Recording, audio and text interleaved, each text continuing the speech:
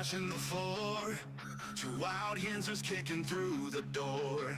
Loud like a jag off at a pins game fight. Brace yourself, this ride ain't polite. Two Dum Yinzers, loud and proud. Heads in the clouds, voices in the crowd. Chaos brewing, they don't play nice. Hold on to your iron and grab your prime anti-slice.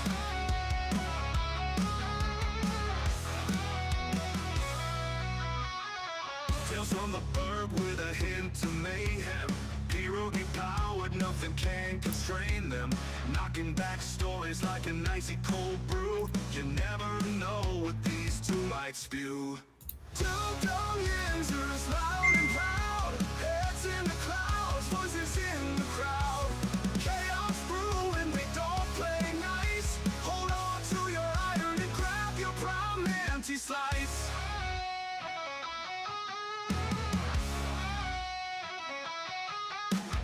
Tales from the bug with a hint of mayhem. Pierogi powered, nothing can constrain them.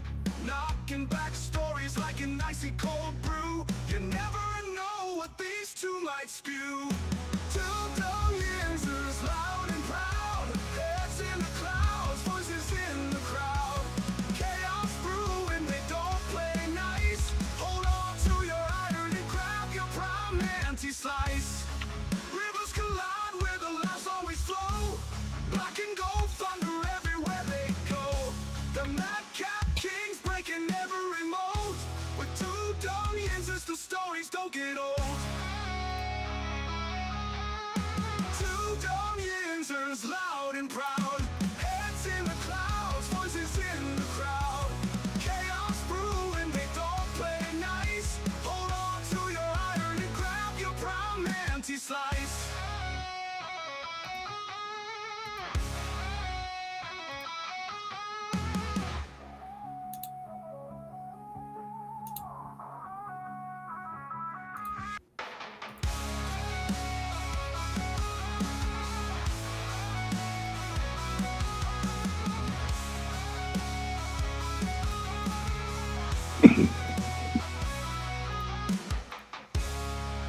Yeah, welcome back to the show, everybody.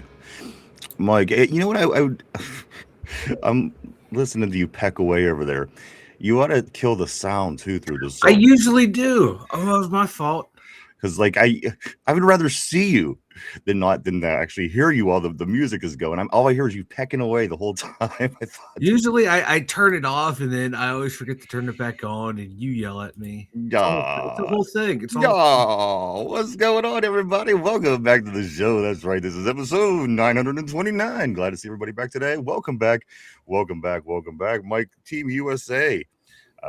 They dropped the championship game to Venezuela 3-2. Looks like they were down 2-0. Bryce Harper came back and tied it up late in the game. In Venezuela, they scored in the ninth inning to win the game, to win the World Baseball Championship tournament, Mike. Venezuela. And I got to be honest with you, I'm not so upset about these kind of things because at the end of the day, it's those Central America and South America and those teams like that, boy, they like their baseball. You know what I mean? Like they love it, man. they call it our national pastime, which it is. It's our national pastime. However, the people in Central and South America and all those little islands, that's all they do. That's their ticket. A lot of people's ticket out of town. And at the end of the day, losing to a team from Venezuela certainly doesn't have any effect on me. Good for them. And here's another thing, Mike. Our teams always seem to make it to the finals anyway. Doesn't matter what sport it is, whether it's curling or baseball or basketball, hockey. Should we just be happy that our teams are always competitive and at the top of the game? And again, taking a loss to Venezuela, nothing to get upset over. Um, we should have won it, boys. We should have won. That's all there is to it. I'm disappointed. How the hell? Like we played so stiff out there. All the other teams were out there just having fun, man. Playing baseball, playing sports the way it's meant to be played, and we're up there all stiff and rigid. Our manager almost screwed us out of advancing in because he didn't understand all the format rules and stuff. I was disappointed. I was wanting them to win. I wanted Paul Skeens to actually win something as a professional. Well, I think that's coming. Just give it due time. But the baseball, listen to this. It had no Pirates really involved. So again, it's just tier 2 of reasons why this doesn't bother me. If it was a Paul Skeens throw or a Bednar or even Mason Miller. But you know what? It wasn't. It wasn't any of our Yinzers. So at the end of the day, it is what it is. They again made it to the championship game. And many other teams, like the Dominican Republic, that team probably could have been there and should have been there.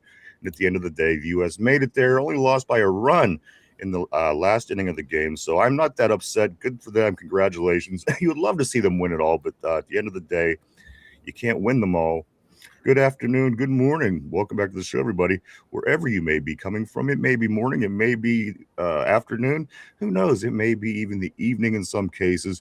But I do want to say welcome back. It is Hump Day, everybody. No, I said hump everything.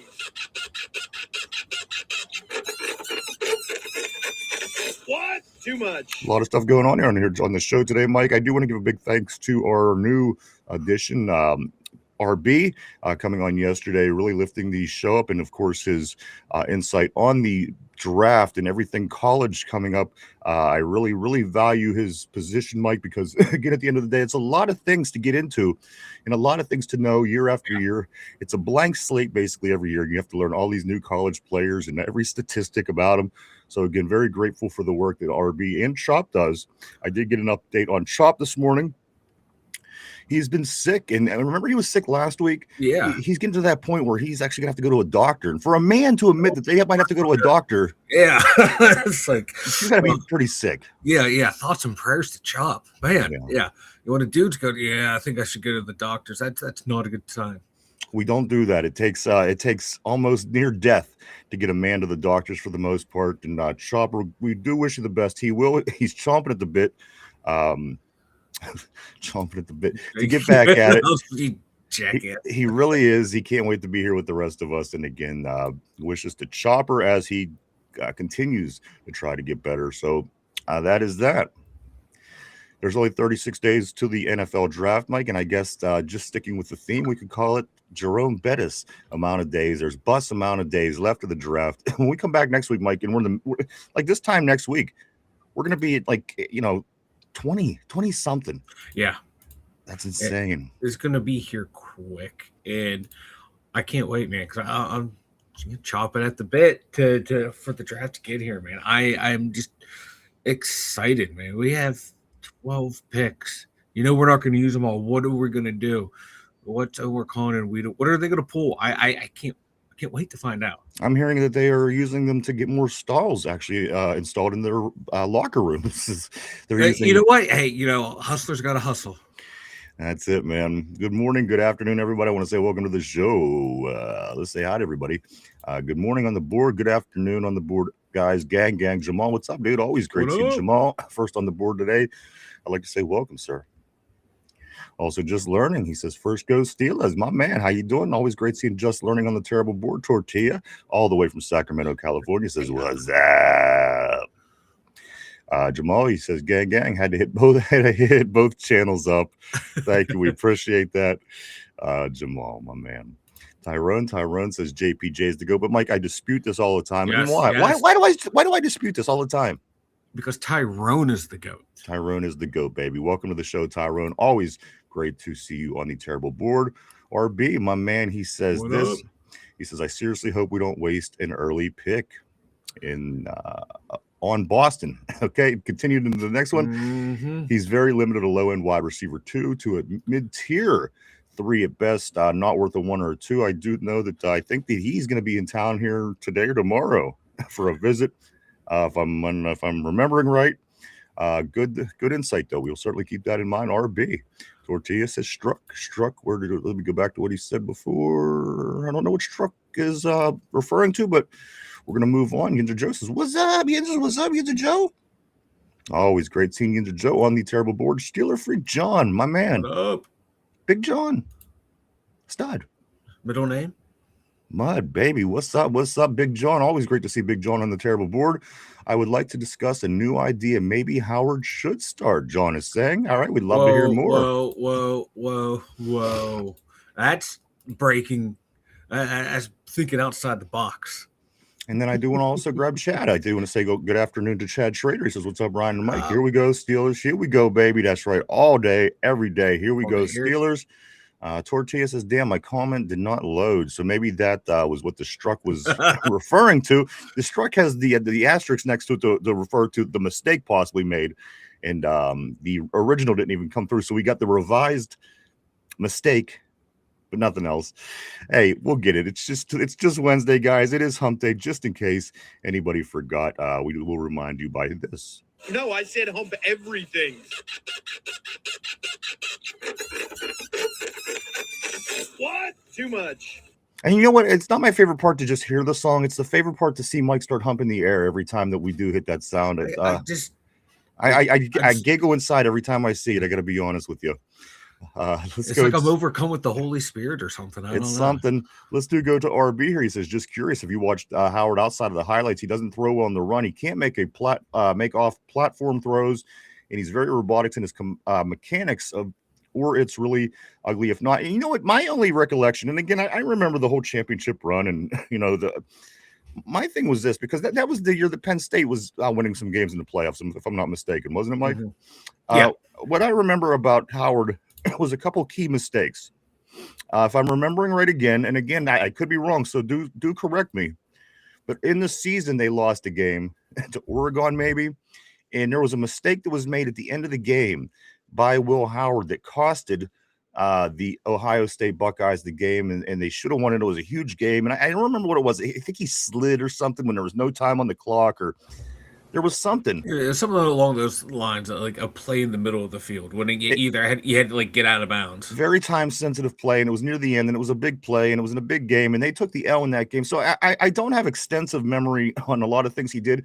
I mean, I could assume that he threw a lot of long bombs to wide receivers, because that's what they do in Ohio State, and they win a lot of football games that way.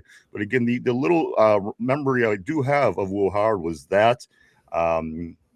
So again, I don't recall people jumping up and down about the guy overall. It was more of an Ohio State thing than it was a Will Howard thing when the national championship was won. Almost as a year after that, Mike, when Michigan did it, and J.J. McCarthy, it's like I have to have J.J. McCarthy because he won a national championship. But again, if you know anything about that team and how that played out, you wouldn't rush out to grab J.J. McCarthy, Minnesota. So, talk about a franchise center backer. Yeah. My God. And Mike, they're one of them franchises that are one step forward, two steps back, because they do always have good things happen to them, but they always seem to mess it up. And they resurrected oh my God, Carson Beck. What's his name? The guy who just went to Seattle on Sam Darnold. They resurrect Sam Darnold's career, and you see how well he fit in there with Jordan Addison and Jetta. We're gonna let him go because we got JJ McCarthy. Yeah, like you said, one step forward. That's like might have been like one step forward, 4 steps back. That's the kind of things that teams like the Vikings do, and that's why they are continuing to do the things that they do year after year, decade after decade. Mike, never a Super Bowl win. We all know that. 0-4. The Minnesota Vikings when it comes to Super Bowls. Let's get on the board. I want to stay on it nice and early, Mike. We do have a lot of things to get into today, so stay sharp. Lots to get into. Let me go right around, somewhere around here. Ryan's lost. I think I'm going to go right here. Jens Joe says Denzel Boston did even run on Washington's pro day. Didn't. Okay, I guess you're saying taking advice from his age and a bad idea. Just Learning says on depth charts, Mason destroyer over Howard, and it doesn't surprise me because again at this point Howard has literally done nothing to put him ahead of Mason at the end of the day. As I said, once they get moving and start playing and camp comes around and preseason comes around, maybe that'll change. But at this point, Mason Rudolph literally have never taken a snap in the NFL. So for that reason, I would think the guy that has should be in front of him by default until at least the other guy earns a little bit and move up the ladder, Mike. Yeah. Like, give me some. I want to see what Howard just in the preseason, see what he got. Because like you said, he has yet to take a snap.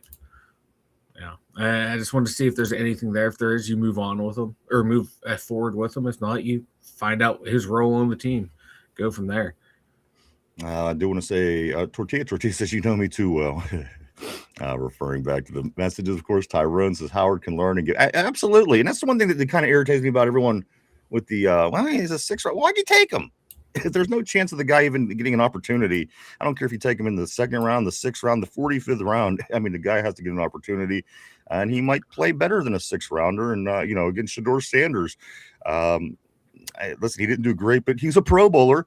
That means something apparently. So again, this guy that was drafted in whatever round he was drafted in, the 6th or whatever it was, 5th, he ended up being a Pro Bowler. Again, you know what that's worth, but at the end of the day, be what it be. And again, we have to see the kid. You can't just because if we're just going to say he's a 6th rounder, he can't be him. Why waste a draft pick? We could have used that somewhere else to something of value to us. So again, at the end of the day, I can't wait to see Howard this summer. It's going to be fun. Even if Aaron Rodgers comes back, it's just going to be fun to get that opportunity to finally get to see what Will Howard has. Let's see if he has that X factor, that it factor. There's some quarterbacks you can see it in their eyes when they step out on the field. They're the commander. They see things, they know things. And again, you watch for all that when you're trying to analyze. At least I do when I'm trying to analyze a quarterback. So we'll learn all that this summer, Mike. And again, you can tell pretty early if somebody has something special. Not only they might not have great success early, but again, some people, they just have it factors about them. And if you could pick those out, you get a pretty good idea who's going to be the next guy up.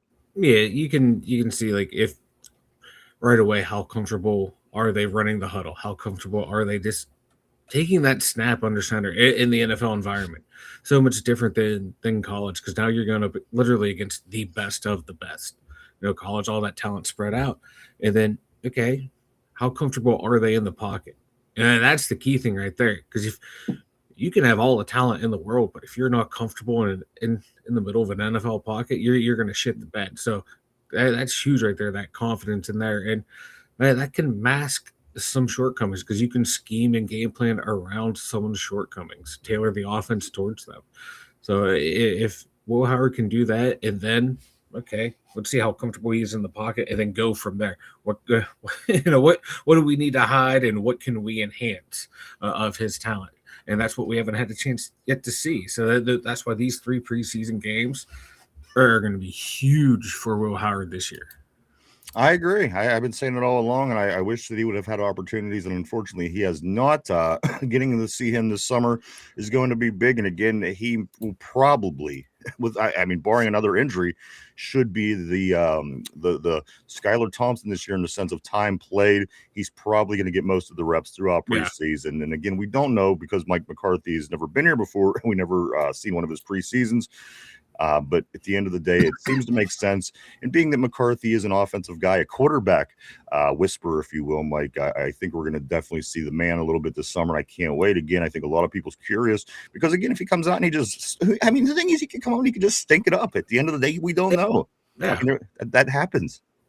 Yeah, and we kind of need to know, what we have in him. So the coaching staff too, there's difference from practice to preseason games to actual NFL games, and this coaching staff really hasn't even seen him practice, so they got to see that. Then they got to see him in the preseason games, then to judge, okay, where do we want him to use him, or if at all, in these regular season games.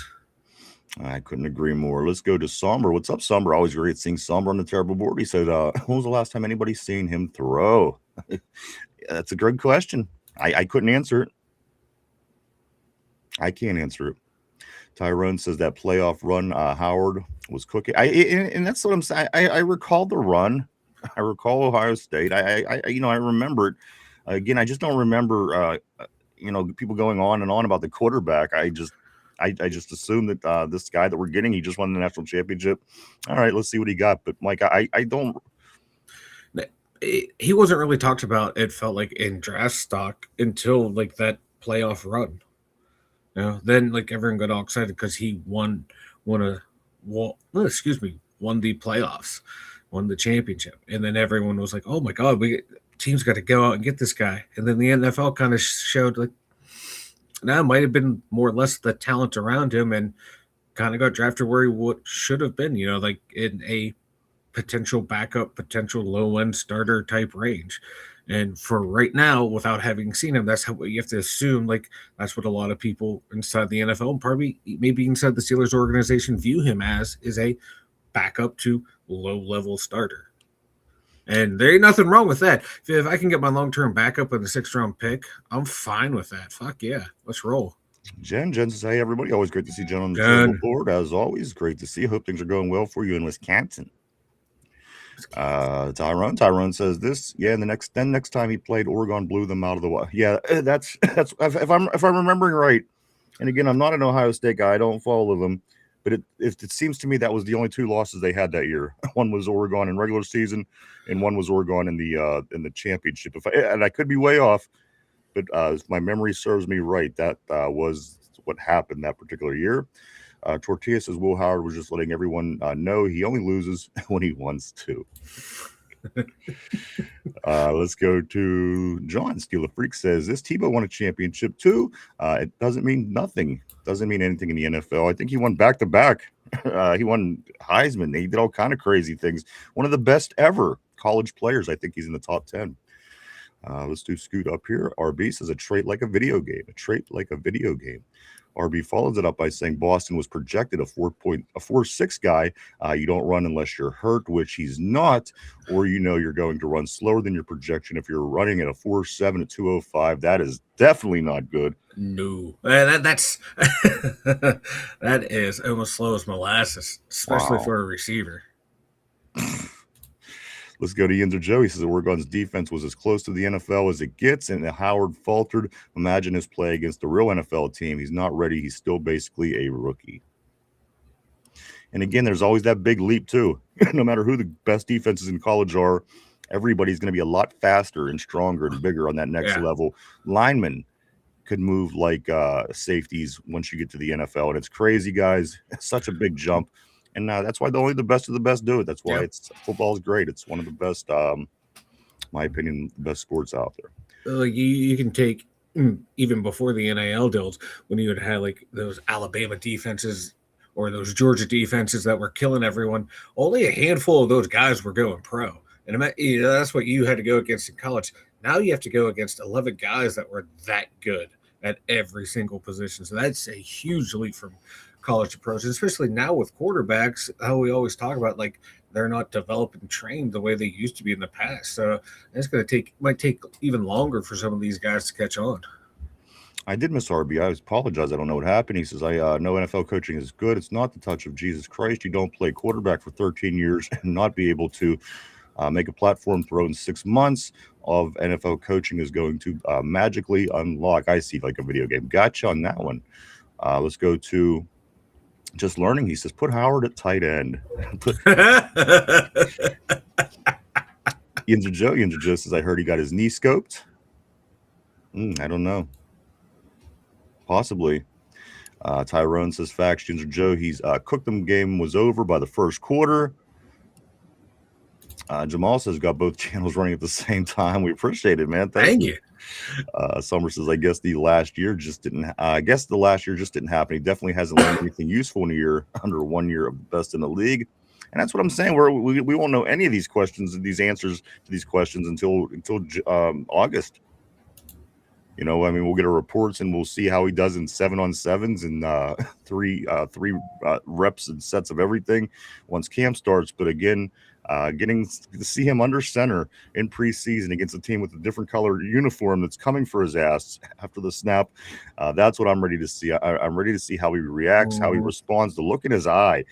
There's a lot of the little it factors. Of course, the obvious things you're watching for. You're looking for his arm. You're looking for his pocket presence, but also those little, the intangibles too. Certainly keeping an eye on those things because, again, I think you can tell pretty early if a person just doesn't have it, or if they do have a chance of having it. So, again, I think football, this summer football this year, Mike, we're going to learn a lot, not only about our quarterback, but this whole team, especially under a whole entire new coaching staff.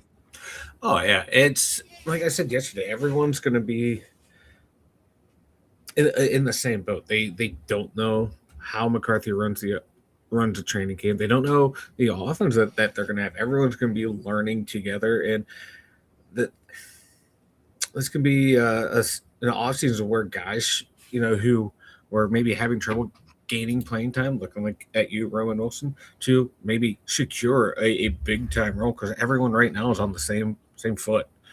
No one knows anything on this team, how, like I said, how trained, what the offense is going to be. So It's huge, not just for Will Howard, but for Caleb Johnson, for Roman Wilson, just name a few guys on offense to hammer home find a role on this team, so you don't get cut. Do you both of those guys were third round picks.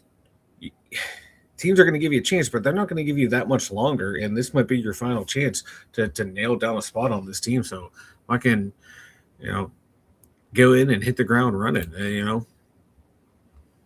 Let's go with Jen. Jen says this: run it with that. Run it with what we have and see. Stop this old player BS. How did we miss so much? Because again, you always try to stay ahead of the game with the draft, and again, we've always, growing up, we always had guys, the next player up mentality here in Pittsburgh. That just isn't a thing to a degree anymore. I mean, it is in some positions, but there's other positions that we're so far behind the eight ball. It makes you wonder how we even got to that point. I mean, it's multiple years of not handling business, because at the end of the day, that's a lot of holes. And if you are trying to keep up with the game and you're drafting accordingly, how you fall behind this much, I don't know. And it's going to be a whole new team again. Mike, just last year, it was the turnover was 11 of the 22 starters, and this year, how many starters out of that? Mm-hmm. So again, that's not been the way things have gone, the next player up mentality, because at the end of the day, we have to run out and save ourselves by drafting or by trading or acquiring somebody who's overage, who has a nice name, but might be able to smooth things over. How long is this going to take, Mike? And are we going to get back to the day whenever you draft smart and everything kind of just starts falling suit? Everybody moves up as it goes. We fell out of that. I don't know when, I don't know where. But again, at the end of the day, I think you're seeing it catch up to us because we're trying to continue to save ourselves by running out and grabbing these players that are 30s, mid 30s, 40s. We are at the total opposite end of the spectrum of how a healthy system would run, I would think. Yeah, we're slowly getting back to that point, because now we talk about them all the time. What are we going to do with Nick Herbig? What are we going to do with Highsmith Watt? That's where we're at right now. We finally got that position group to where it was in the past, when felt like every 3 years you had a new outside linebacker. Like, who's Jason Gilden? Who the hell's Joey Porter? Who's Chad Brown? Who's this guy? You just had that rotation. That's where we're getting back into that position now. And that's where we had the best depth too in the organization for what you're talking about. It's like always had that guy ready to go. We're getting there in that position, and it's looking like the way Con and Weedle are drafting, we're eventually going to have that here in the next probably year or two in the O lines and D lines. The way they keep investing in those units, I have a feeling like we're going to have someone ready, boom, to come into place to take Cam's position if he ever goes. So there's another position group down. If we do the draft right at corner and safety this year, boom, that position group can have someone next year ready to go. Because Dean deal is more or less a 1-year deal. Ramsey's going to come up in the second year of his 3-year deal, which is more or less a 2-year deal anyway. So I think we're going to be seeing that within the next season or two. Of there's going to be positions where guys are going to be ready to step into these older guys' shoes, and we continue that trend. It's taken us a while, because you have to figure ever since the Terrell Edmond draft up until maybe the Joey Porter draft, this is like it was like a wasteland of missed opportunities. Now finally that Broderick Jones Porter draft, we have guys in there, and those guys right now at the tail end of that shitty draft cycle are getting ready to be key guys in the NFL. Porter's almost an all-pro. Herbig could be one of the best edge rushers in the league. So we had that long of missed drafts, and we're just now finally filling those needs back in and getting ready to have that surplus. So yeah, to answer your question, along with an answer, we're almost there. We're almost back to that position, but we had like a 6-7 year window of this shitty fucking draft, and that's what kills you. Like, you would hit on a guy here and there, but you weren't consistently hitting 2 to 3 guys in every single draft. And it's crazy because, again, as you said, back in the day with the Jason, I mean, it just seems like whoever was back there was Yeah. ready to step up, and we're not anywhere near that, unfortunately. And as I said, Mike, you could look even, at these last few drafts. How far have we really came under the new GM? I don't know. It's still hard to say. Unfortunately, it's probably going to be roughly another year or so, as you said, as it all starts to come together. And that's not even guaranteed. So again, we'll wait and we'll see. But again, the draft coming in 36 days right here to Pittsburgh. Mike, this is some news on the draft I was reading this morning. The Steelers the Steelers not expected. The Steelers not expect. They're expected to come up empty in the 2027 comp picks next year. Mike, how is that going to affect the Steelers if they don't have the advantage of having 1 million comp picks to help them out? They'll have to use draft capital from the following year's draft if they want to move up, because it felt like this was the year where they were going to have all these comp picks to get their quarterbacks, and the ones who came out did not live up to the billing, and the ones that were supposed to round out the draft class all went back to college. So the plan was to use the picks this year. Now they might trade out of some of those picks to next year, maybe to build some capital. I hope they don't trade down in the first round. Maybe use some of their lower tier picks to pick up lower tier picks next year to soften the blow of trying to move up next year. Because the guys we signed this year, we didn't lose anyone to offset. We let everyone go last year. And this year we were bringing people in. So it's a double-edged sword, man. Do you want to flush out your roster or maybe gamble and get some comp picks? And the owner wants you to be competitive, so you have to. The GM's got to play 2 games at once, remaining competitive and trying to rebuild. You mean be a really good GM? That's basically what he's being asked to do. You're trying to. You have to be everything you do has to be perfect to hit that goal. And that's why I would pay a guy a lot of money to do that job. So again, this is going to prove if he's a good GM. A lot of people say, what a great GM. He's making a lot of moves. But you know what? At the end, the results is what matters. So again, in the big picture, we'll continue to keep our eye on that, Mike, because at the end of the day, if all this leads to nothing, say we're 3 years down the road and kind of still in the same place, still walking, we could then start saying, wow. So again, at the end of the day, he is getting paid a lot of money and, expected rightfully so to be one of the best at his job, just as you would expect anybody paying them a large amount of money. So, Mike, let's hope that could happen. Let's get back on the board, though. There's a lot going on the board. I don't want to get far behind today. Let's go right here to where Tortilla says this. Rodgers probably already taught him how to throw the ball off platform to his running back. Mark Malone, what's up, brother? Always great seeing the great Mark Malone on the terrible board. He says this: we need to get Beck to compete with him if Rodgers retires. Mike, I don't know if it was yesterday or today, but I think we're mentioning it. Carson Beck was either due yesterday or today to do a visit with the Steelers. Mike, Carson Beck talking to the Steelers.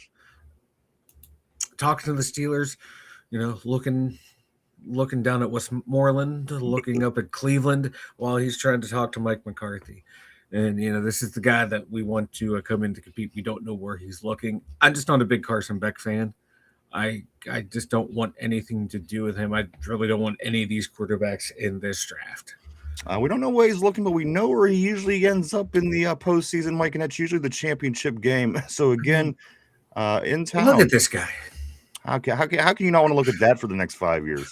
Okay. He looks like he should be a scrawny left wing playing hockey. Yeah, he looks like that's what he does not. No offense to the guy, but he does not look like an. No, it's offensive. Believe me, Mike. When you look at that face, it's offensive to me. And to you. But he looks like he should be scoring, a good 35 goals next to Crosby, not slinging the pigskin. He's grotesque. Look at him. He just puts. I have no faith when I look at the guy. Even if he gets drafted elsewhere, I'm keeping that. I don't know if you remember when we were kids, because I was a few years older, but there was a baseball player named Willie McGee, and he was like one of the ugliest baseball players. And that was a joke when we were kids, was how ugly he was, because you got his baseball card and everybody knew he was ugly. But he's almost the modern day Willie McGee. I can only imagine, Mike, if Mark Malone. Mark Malone says that's the face of the franchise for the next 15 years. There you go. Let's get back on the board here. Also, let me scoot down just a little bit. Tyrone says this. He says, somber. I know he's learned from A-Rod. No way. Steeler Freak says, I think it is Howard. I think it's a Howard's tape. Dudes who get paid big money using analytics assess a quarterback's ability. All 32 teams saw the same thing and waited 6 rounds for a reason. Hey, you never know what the reasons are anymore. I mean, Shador Sanders probably should have went earlier than 6 last year. So you never know. You just never know. Things are always going on with a lot of these kids coming out of college. Yinzer Joe, he says this: if Rodgers was retiring, I think he would have said so. Why drag that out if you weren't returning? He'll be returning, so no sense in talking about Howard. I tend to agree with you, Joe. I'm, and again, just from what I collected and from what I see and just the gut feeling, I have a feeling that Aaron Rodgers is coming back. There's no urgency amongst the team. It doesn't seem like it. They're monitoring Cousins. They're doing this. They're that, and then this. Again, it just doesn't feel like there's an urgency. It doesn't feel like they're concerned. And if they're not concerned, I guess I won't be concerned. And again, with a new coaching staff, a lot of things you'd want to have answers to pretty quick. You're not going to want to wait till mid summer to find out if you're going to have a quarterback. If you're just moving in, you're an offensive-minded head coach. You work with quarterbacks. You're good with quarterbacks. You know Aaron Rodgers. Everything to me leads that they know. Somebody knows that the official word's going to be. It's just a matter of time now. And again, the Steelers, they tend to keep a lot of like the government. Maybe it's for our own safety. They don't tell us these things. But at the end of the day, Mike, the Steelers tend to do this. If I was a gambling person, and I'm not, I would take my money and I would put it down on Aaron Rodgers. Will be starting as the season starts this year, again, barring any kind of injury or crazy situation. And again, I don't know if anything else in-house is logical at this point. Again, until Mike, we at least see the guys that we have play, which we haven't. And again, all the other options out there are kind of exhausted at this point. And what are you going to do? Go out and grab a rookie in the quarterback in the draft, like that you don't love, just to bring them in. And exactly. This has Aaron Rodgers written all over it. Unfortunately, but unfortunately, I think. Yeah, and I think they're in their mind. They already have their room set. It's going to be Rodgers, Mason, and Howard, and probably in that order because the owner wants to compete, wants to be competitive. So Aaron Rodgers right now gives you the best opportunity. After him, Mason Rudolph gives you the best opportunity. Then after him, okay, the season's already over. Might as well see what the young guy got. That's going to be your quarterback room. And if Rodgers decides no, okay, it's going to be either Kirk Cousins or Joe Flacco, then Mason Rudolph and Will Howard, because the owner wants to compete. And those are the most logical quarterbacks rooms that you can come up with based on the organization's goals of wanting to compete. So that's what we have to keep in mind too. Like when we're putting together our rosters, what does the owner want to do? Everyone on that team, every decision they make is based off of his philosophy, and that is to remain competitive. So yeah, Aaron Rodgers, Mason Rudolph, Will Howard. That's your quarterback room. Let's take a look. John says this. Do you think Tom? I'm sorry, John did not say it. John said I would rather see Howard than Rodgers, but I think that won't happen. Just Learning says this. Do you think Tomlin's coaching staff saw that he wasn't good? You know what? That leaves a lot up for debate because at the end of the day, there's a lot of people that didn't think that the coaching staff was doing everything correctly and well. But again, at the end of the day, I don't think that because ultimately he got hurt very early in preseason, broke his hand, and really gave himself no opportunity to have himself on the field when he did have those chances. So again, to answer your question, no and maybe.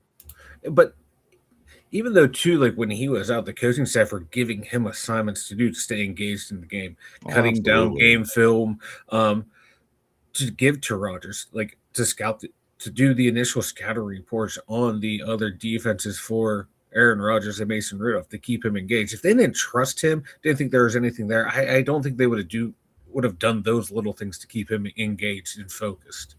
When it comes to quarterbacks, and the thing was, and I'm not going to badmouth them. I mean, but at the end of the day, Coach Tomlin walked into a Hall of Fame quarterback. How many times has he had quarterback issues to where he actually got and fixed the problem, understand, recognize? I would love. I mean, that's the most ideal situation in any sport, in any job in any sport, is to walk into a football team and have a franchise quarterback for the next 10 years. So Again, it's hard to say, but at the end of the day, Howard didn't have the opportunity due to the injury to get out there and play last summer, unfortunately. And again, that there's nothing he could have did beyond that. And again, as Mike said, he did all the paperwork and the back stuff that backup quarterbacks should be doing, and probably more as the third string guy, and hopefully being a guy that's going to be involved in the system for a while, just so he could learn. So, yes and no. Again, I don't think that would have been the reason why, but again, the injury was big. The injury was huge. Again, getting hurt that early on in camp, not getting a single snap in preseason. That's what are you going to do? There's not much you could do with that situation, unfortunately. Let's go to Somber. Somber says this: nobody knows what any of the quarterback prospects will turn into. People can guess. Even the people who get paid to know don't know. You know what? And that's it. Then everybody has an opinion. I have an opinion. He has an opinion. Everybody on the board has an opinion. And you know what? When it comes right, when somebody's right, then the ego explodes a little bit. And it's like, look, I said it, I seen it, I called it, I knew it. I knew this guy was going to be special. But you're right, Sommer. I mean, obviously, we're human, and we don't. If we did know how to do this, and we knew who was going to be the hits and the misses, we would all own football teams, and we would all be making a lot of money. But ultimately, you're right. That's any player, anytime, any sport, USA, around the world. So yes, ultimately, you are correct. And again, you never really know who would have thunk some of the guys that came out and were super ended out the way they were, and vice versa. So. It's always a crapshoot. That's what makes NFL, and it's what makes football great. The draft, the NFL, college, the whole system. It's one of the best, and that's why they continue to do it. And that's why they continue to do well. Again, no other team has a system in place how they draft quite like the NFL. Baseball is different with all their minor leagues. Basketball with their G leagues, hockey with all their NFL. They really have something special, and again, it shows on Sunday and throughout the season, year in, year out. Mark Malone says he played some good games, and I don't doubt that. And again, nobody gets to this level without doing that. So it just, again, we have to see him play. That's this summer. There's not much we could do before now and then. The only thing that we could do is sit back and wait and hope and see what Aaron does.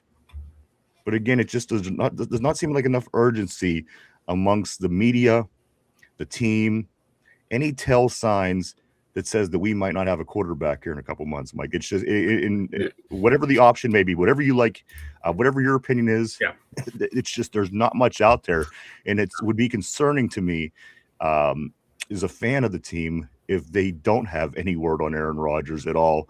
And again, still going on willy-nilly, doing all the other things that they're doing in the number one position, probably in all of sports at the end of the day, is quarterback. Yeah. And you don't have any quarterback with no plan beyond that, Mike. So again, if I was a gambling man, I would put my money on Aaron. Certainly has been in communication, Mike, and he will probably, like I said, barring anything crazy, he'll be here the center in September, or under center in September. Yeah, right now it makes the most logical sense because they're not scrambling to do anything. You don't see them going running and throwing money at a Malik Willis or money at, like right now, at a Joe Flacco or Kirk Cousins.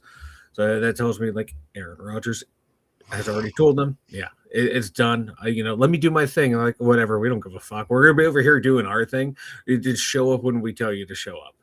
Like you did last year. Just show and be here when you need to be here. And he was.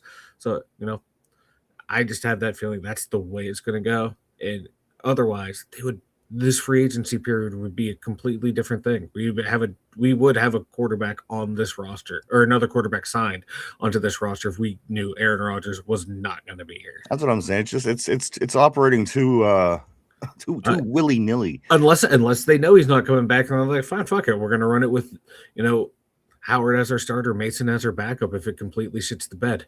And again, Mike, that's not logical either, because at the end of the day, you've never seen the guy play a snap. So again, at this point, I just taking an educated guess, I would say. Yeah, it's saying that it's gonna be Aaron Rodgers. Yeah.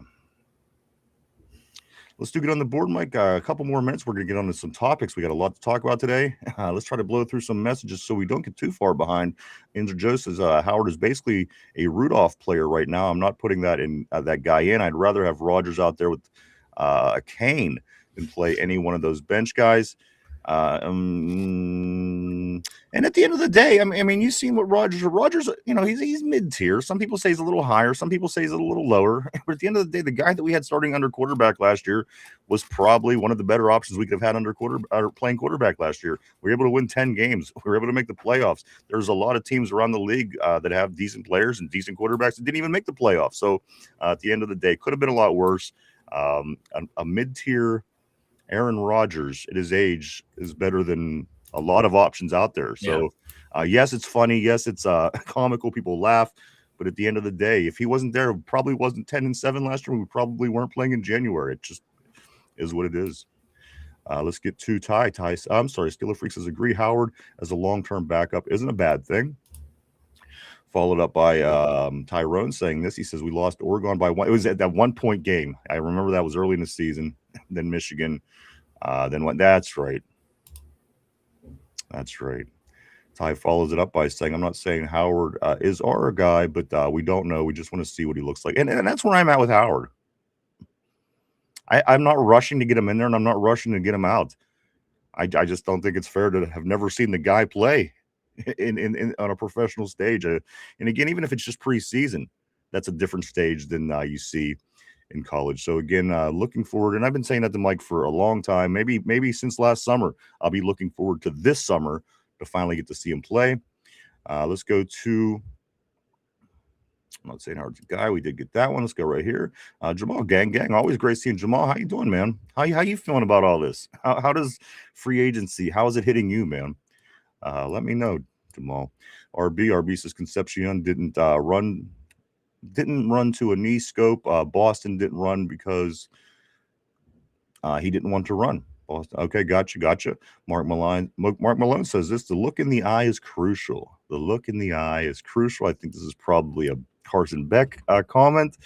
Let's go to John. Steeler Freak John says this: Rodgers not deciding is exactly why I could care less if he comes back for another 10-7 with the first round out. His drama queen ass isn't worth it to me. And that's where it is right now. Everybody's on that line. We don't know what's going to happen. Again, I think an educated guess could tell you that it's probably going to be him, but again, you still don't know.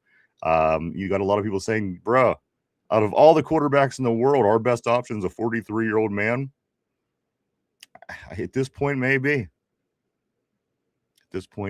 So again, I can't wait till this era is behind us. Ultimately, we need to get that franchise guy. Again, the draft next year. A lot of speculation. The 2027 draft with a lot of quarterbacks coming out. The Pittsburgh Steelers might go after their guy. Then, if they don't, who knows? This might be who knows if that doesn't happen. How long this is going to go on? Let's go to Ty. Ty says, I think we better if A-Rod came back. Okay, I think we'd be better. I'm sorry if A-Rod came back. He's going to have actual weapons, better play calling too. I agree. And play calling that kind of, revolves around their quarterback and their offense. And again, say what you want. McCarthy and Aaron worked before to the point where they were able to win a championship. So again, it's going to be very interesting to see what they can put together. If he comes back or he doesn't come back, it's going to be very interesting to see how it plays out. Somber says this. Ty says, but I'd rather see Howard. Somber says this: Texas A&M's pro day is on the 25th. Concepcion not running his 40 2 weeks after a knee scope isn't a crazy concept. Mark Malone says it took 20 years. It was like 25 or 23 or something. I know when I was born, man, it was a long time. It seemed like till the Steelers got their Big Ben in the early 2000s. In 79-80 was the last time they won a Super Bowl. Prior to that, but I guess you're right. About 20 years when Terry Bradshaw, and then the Mark Malone eras. Era came in. Let's do scoot up here to. I'm going to go right here to John. It isn't the weapons. Rodgers can't move and throw balls fast. D's with the rush has him looking real bad. And that's where the problem is going to continue, John. I couldn't agree more. I mean, we've seen it was obvious in the Houston game in the playoffs. I mean, we shouldn't even been on the field with that defense. And then all the way back to the Browns loss. Aaron Rodgers and company getting 6 points. Yes, adding a couple receivers, adding the lines. That's certainly an improvement. But But to hope, and I guess it's not out of the question, Mike. The trouble that we had last year against the good defenses. We keep talking about this. Cleveland in the 6 points, Houston in the playoffs. Or is there going to be enough done on the offensive line, enough done in adding skill players, and enough in new coaching to be able to take an Aaron Rodgers led team and beat those teams this year? That's going to be the difference. Yeah. Those teams that we couldn't stay on the field with, if we're able to stay on the field with them, things have improved. If it goes the same way, you go in, those games just are losses, you don't score a lot of points. We might have improved, but not a lot, Mike. We have to figure out a way to beat teams with good defenses. There's no way you move forward in this league if you don't figure that out. Mike, we have to figure out how to beat those teams that we just basically, again, had no chance against. If people say Cleveland, you had no chance against Cleveland. We put up 6 points. Yeah. You have to figure out how to beat good defenses. So my question is this, Mike, is there going to be enough done? Is there going to be enough done in this offseason via free agency, via draft, and via new coaching staff to put Aaron Rodgers in position to be able to beat those teams and stay in the game with those teams? Because again, those games were the difference last year. Those losses are what showed us that we didn't belong with the rest of the pack. Are we going to do enough this offseason that's going to allow, if Aaron Rodgers comes back, to shrink the margin of those games, maybe win a couple that we didn't win? Right now, it's looking to be on a pretty good track. You get a very good offensive-minded head coach in Mike McCarthy,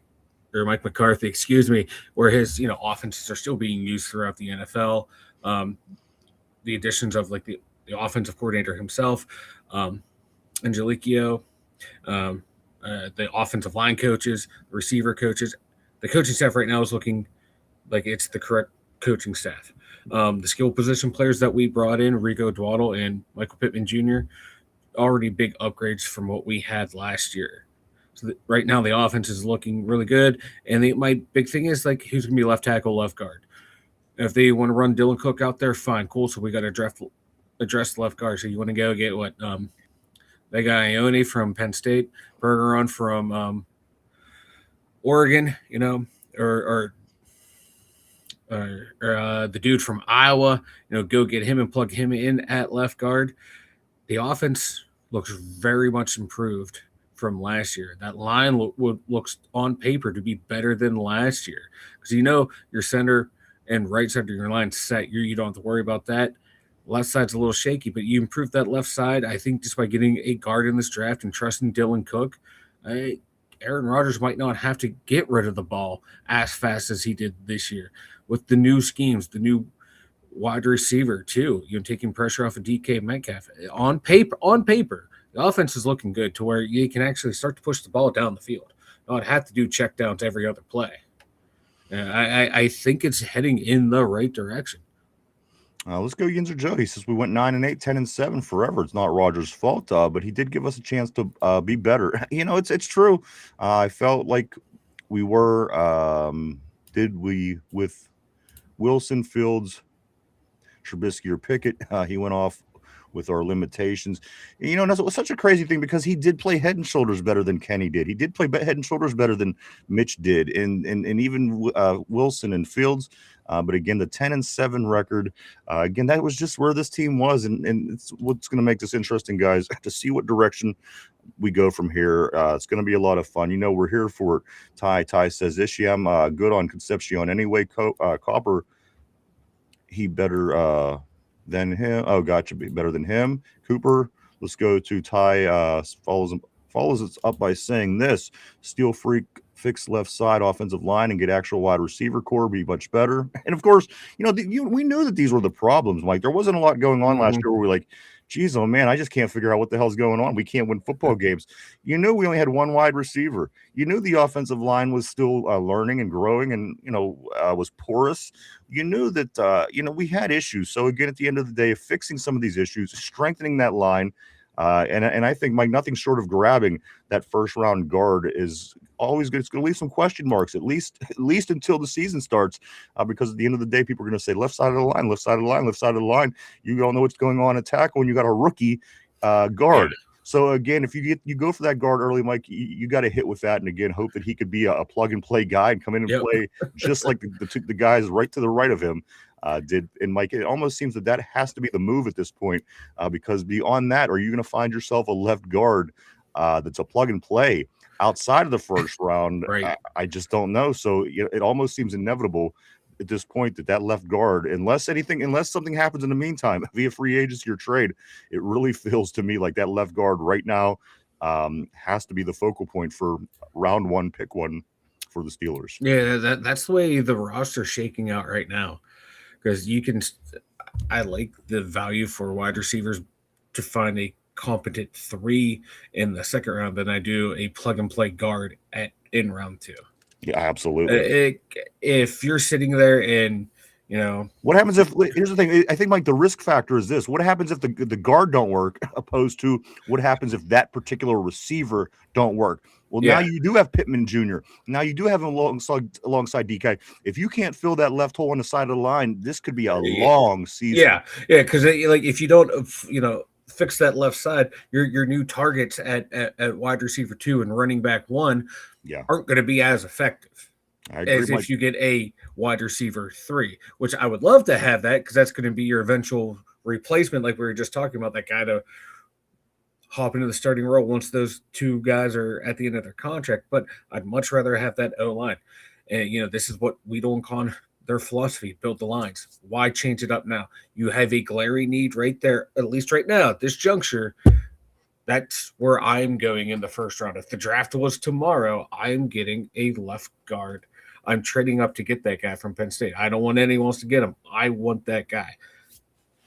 That's kind of how I'm seeing it again, Mike. At this point, if nothing changes between now and 36 days from now, it almost seems like that has to be the move. I'm just going to grab real quick. Go ahead. I was going to say, it's not a sexy pick. It's not one of the ones that the hometown crowd's probably going to love when we're all there, but it's the smart, logical move right now. Let me grab Somber real quick. I caught his comment. He says Rutledge is more plug and play than McCormick. Get him in the third. And you know what? I don't disagree. But my thing about McCormick is this, Somber. He was thrown into a need situation. He was thrown to the Wolves. He was a rookie. He wasn't even expected to play. I mean, come on, he might not have even made this team had our situation been better on with our line and depth. But he got thrown into the Wolves and was able to do what he did with his back against the wall, and he was able to do it consistency. Wasn't making mistakes. Wasn't costing the team. He ended up being one of the more the strengths on this offensive line ultimately. Mm-hmm. So again, Mike, I think what happened with the way it played out for him, I think it's kind of a freak thing when it comes to the offensive line, because again, he wasn't.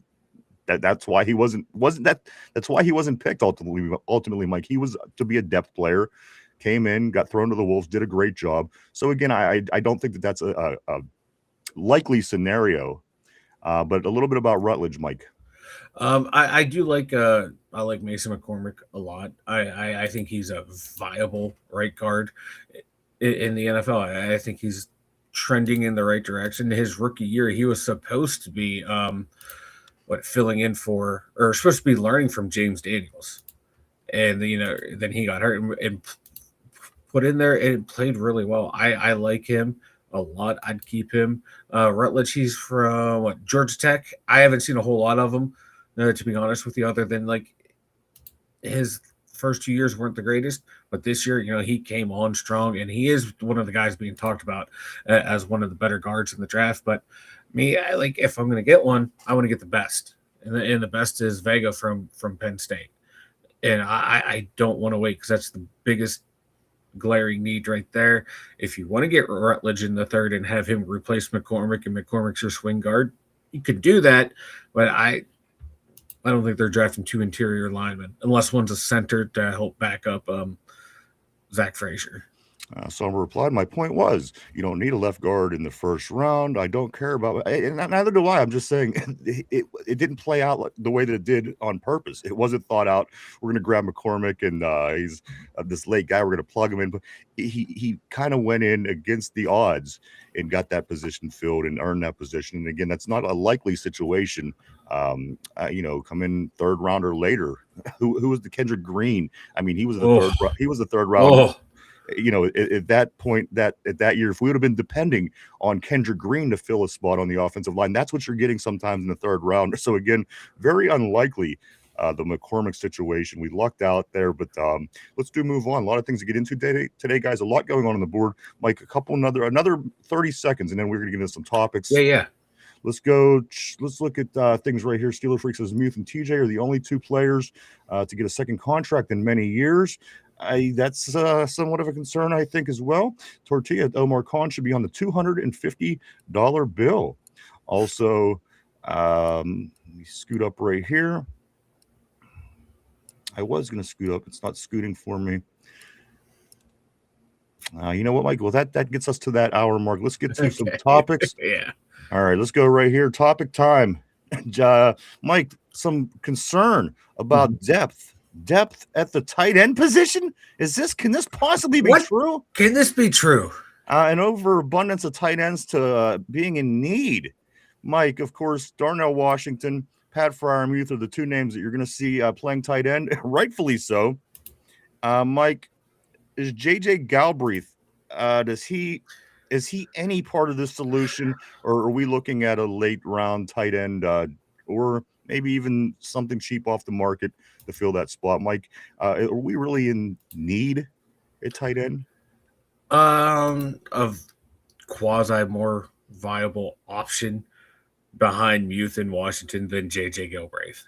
I know everyone kind of loves JJ Galbraith. I don't know why. Really didn't see a whole lot of them during preseason. Wouldn't surprise me if they take someone in the 6th, 7th round at tight end and maybe grab one in the undrafted free agent market and have JJ and the two rookies fight out for that number 3 spot. I don't envision us having like 5 tight ends like we did last year, but one more than JJ Galbraith will be on the team. Some things going on, Mike, as far as new players on the team. We've been announcing new numbers all week, like the new number of Sebastian Joseph Day. I love it. You don't see it often, as number 69. That's right. Nice. Sebastian Joseph Day is going to be donning the famous 69, Mike. That is his number. That was my number when I played football as well.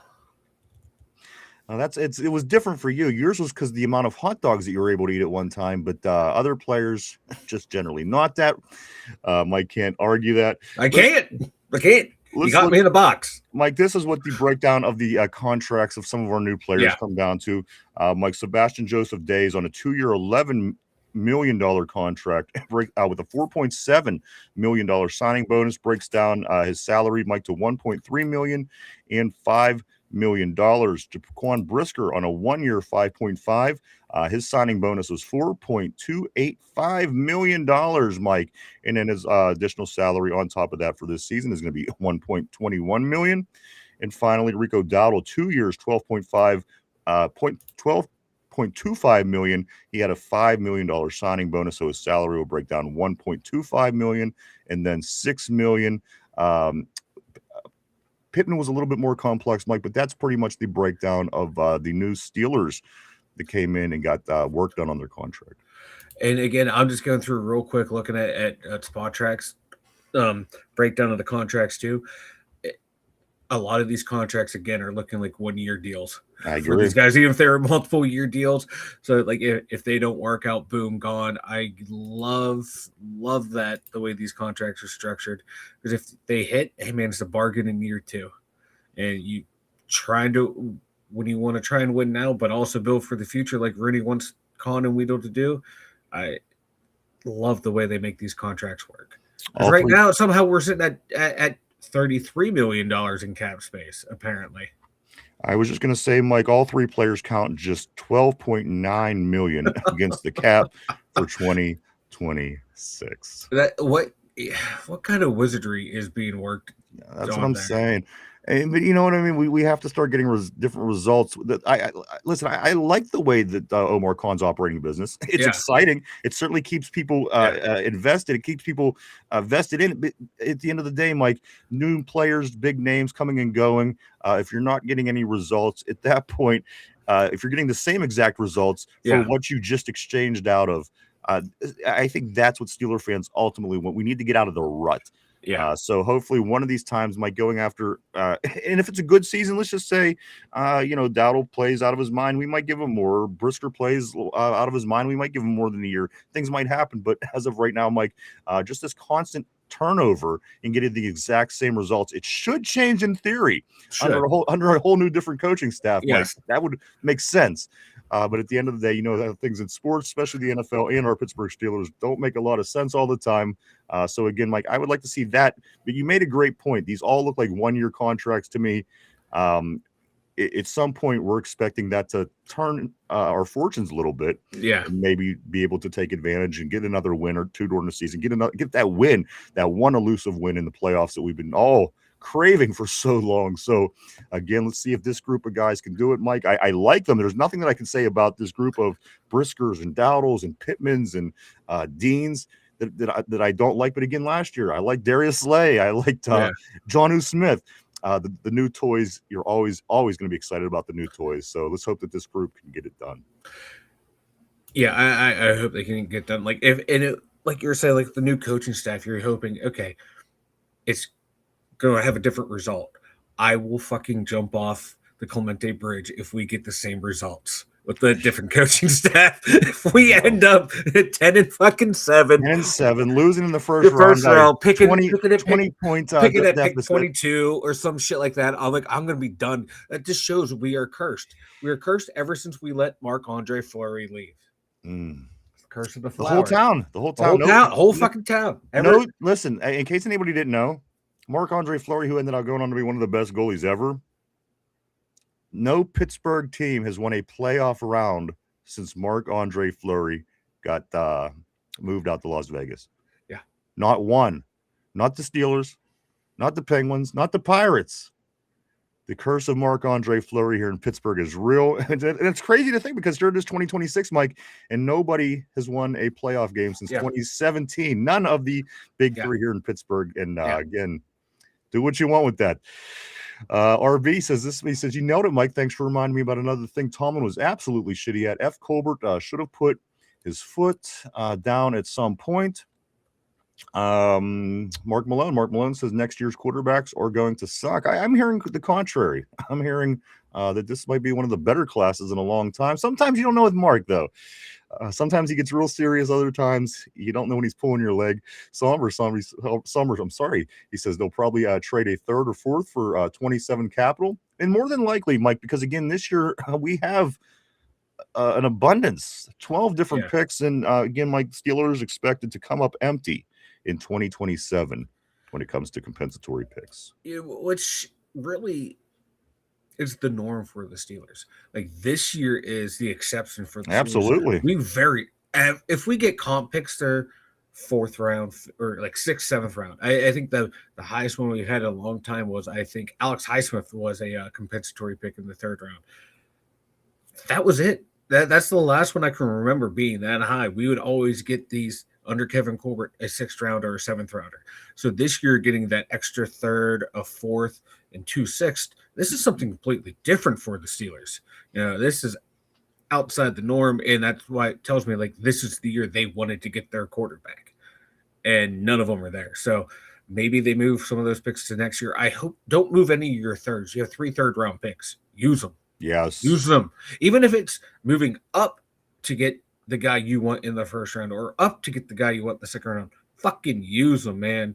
Use them. Don't kick them down the can to next year. Get them for an asset for this year. Third round picks are valuable for sure. Mike, also let's talk about this for a moment. Do you think Mike McCarthy is excited? Mike McCarthy was the first head coach, Mike, in the building for the Georgia Bulldogs Pro Day. Mike, he's on the Georgia Bulldogs stop of the 2026 draft cycle this morning. Mike McCarthy, who can he be eyeballing up? Because again, like the very first coach, nobody was out there before your head coach McCarthy was.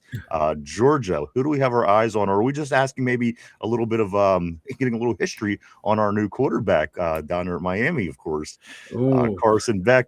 Just kidding, obviously, Mike. First coach out for Georgia this morning. What do we like from Georgia?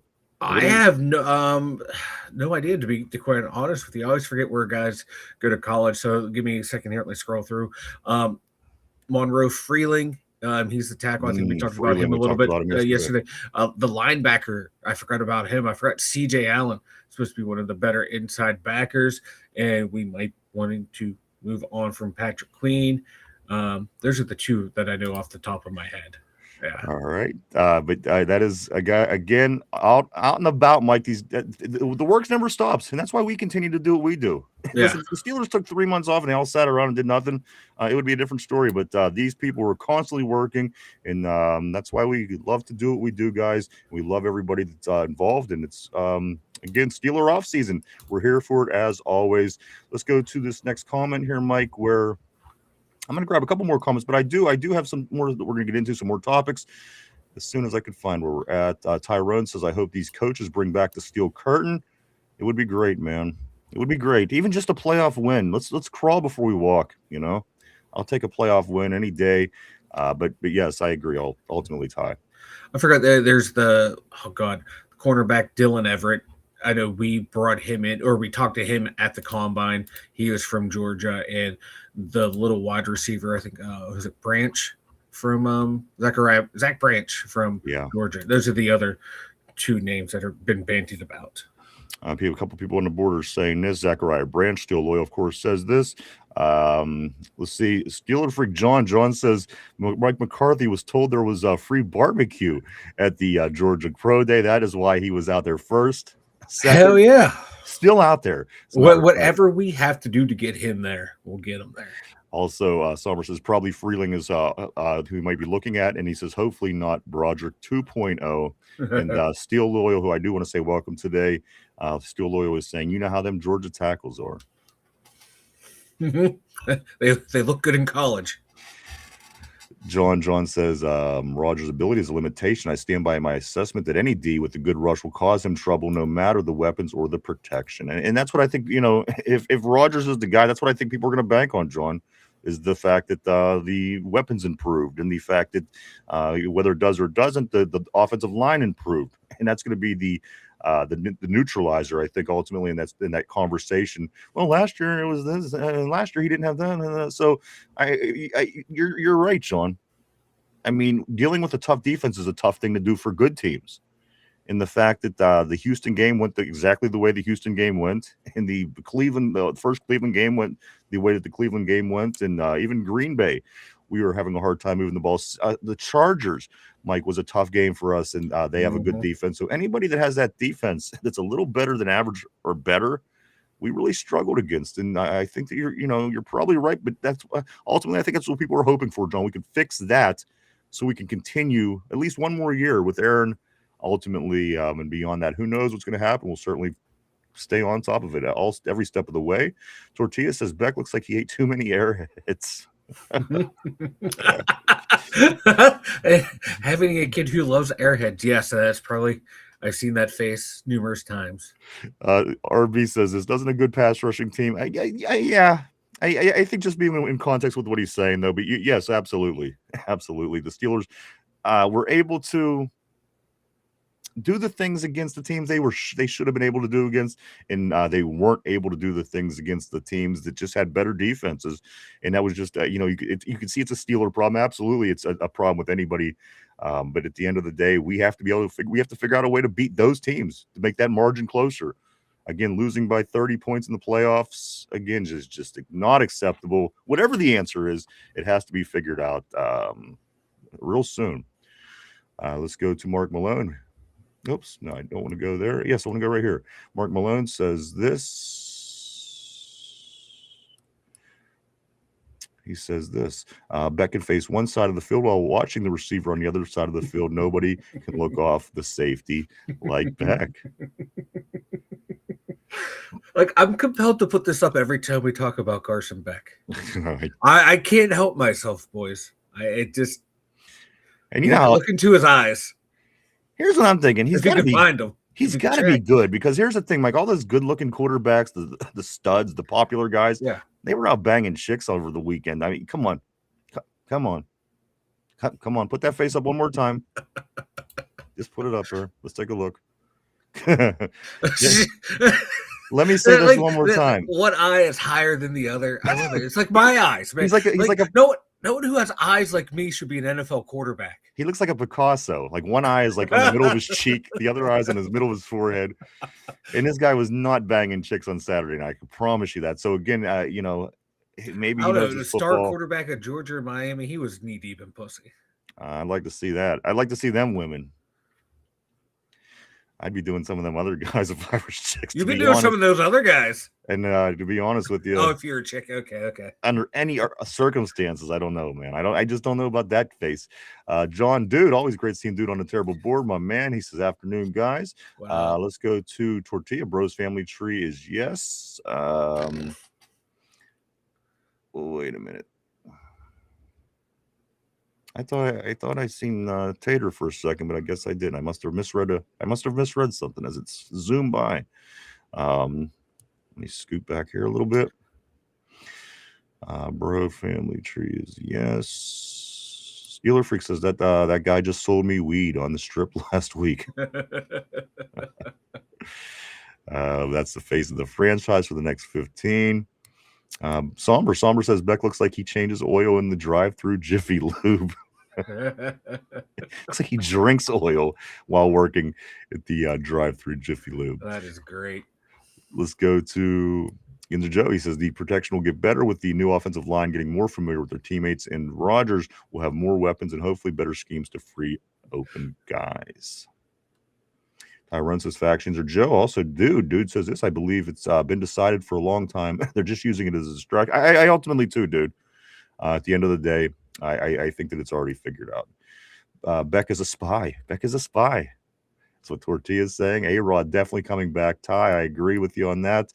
Ty says DK Pittman maybe add another stud in the draft, which I think is ultimately the plan. And again, I'm not this is my prediction as of right now. And again, my prediction could change providing these situations and the circumstances change. Is they're probably going to get that guard. They're probably going to get their left guard with that first pick to plug him and play him. A pro-ready quality left guard, and they're probably going to get the best possible wide receiver in round 2. Anything beyond that, I think a lot of different things could happen. And again, I could be wrong. I'm just saying that's my prediction if I was to guess right now. Couple more here, Mike. We have some more things we're going to get into in just a moment. RB, no, not RB yet. Yeah, RB. RB says, "This does anyone really think Aaron is going out on a lick 6?" That's true. He did finish his career on a pick 6 if he does wrap it up without a farewell tour season. A lot of people think he's an attention whore, but he's going to leave all that attention on the table. And you know what? That makes a lot of sense. And also, I guess if he was going to do it last year, would have been the year by playing Green Bay and playing the Jets. Obviously, we don't play either of those teams this year. That would have been the more storied season. But finishing your career, your Hall of Fame career, with a pick 6 could certainly leave a taste in your mouth, huh? Oh yeah, a big time sour taste. Also, John says the odds for the Steelers are less than this year. Money talks. Dude says if not Rodgers, 3 competing. Rudolph Howard draft pick. I just don't want to be in that position. That's an ugly situation because for one, we never seen Will. For 2, we're bringing a rookie in. We could say that we almost say that we're ready for this rookie to be our starter. And the other guy in the battle is Mason Rudolph. I don't love the situation at the end of the day. RB says, correct me if I'm wrong, but while Howard was on IR, he wasn't allowed to be involved in the team functions. I thought that was it. I can't remember what happened with him. RB, what was going on with him, Mike, while he was on IR? With who? Howard.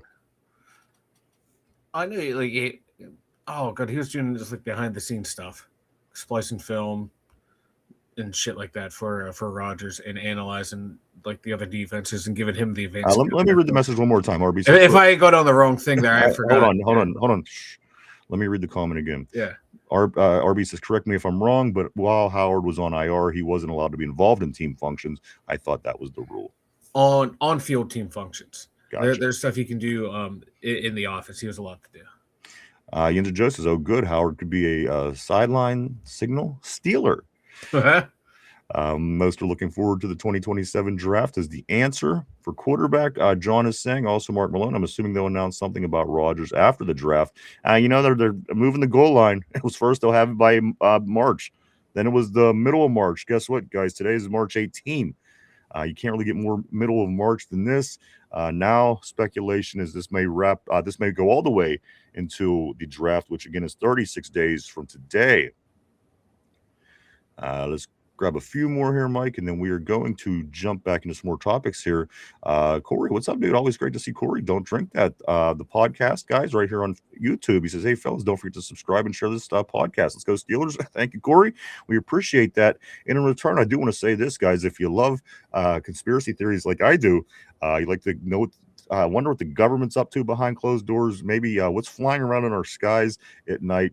If you like conspiracy theories, go check out Don't Drink That right here on YouTube. Corey does a great job. There's a plethora of material out there and content that he puts out. A lot of good stuff, a lot of hard work put into it. If conspiracy theories are your thing, go check out Don't Drink That right here on YouTube. All right, let's go to Mark Malone. He said that's why that's with Tomlin at the helm and one wide receiver. And that's what I'm saying. In theory, things could be a lot better. It just, and I'm not saying I'm not saying bad mouthing Tom. I'm just saying with different things happening.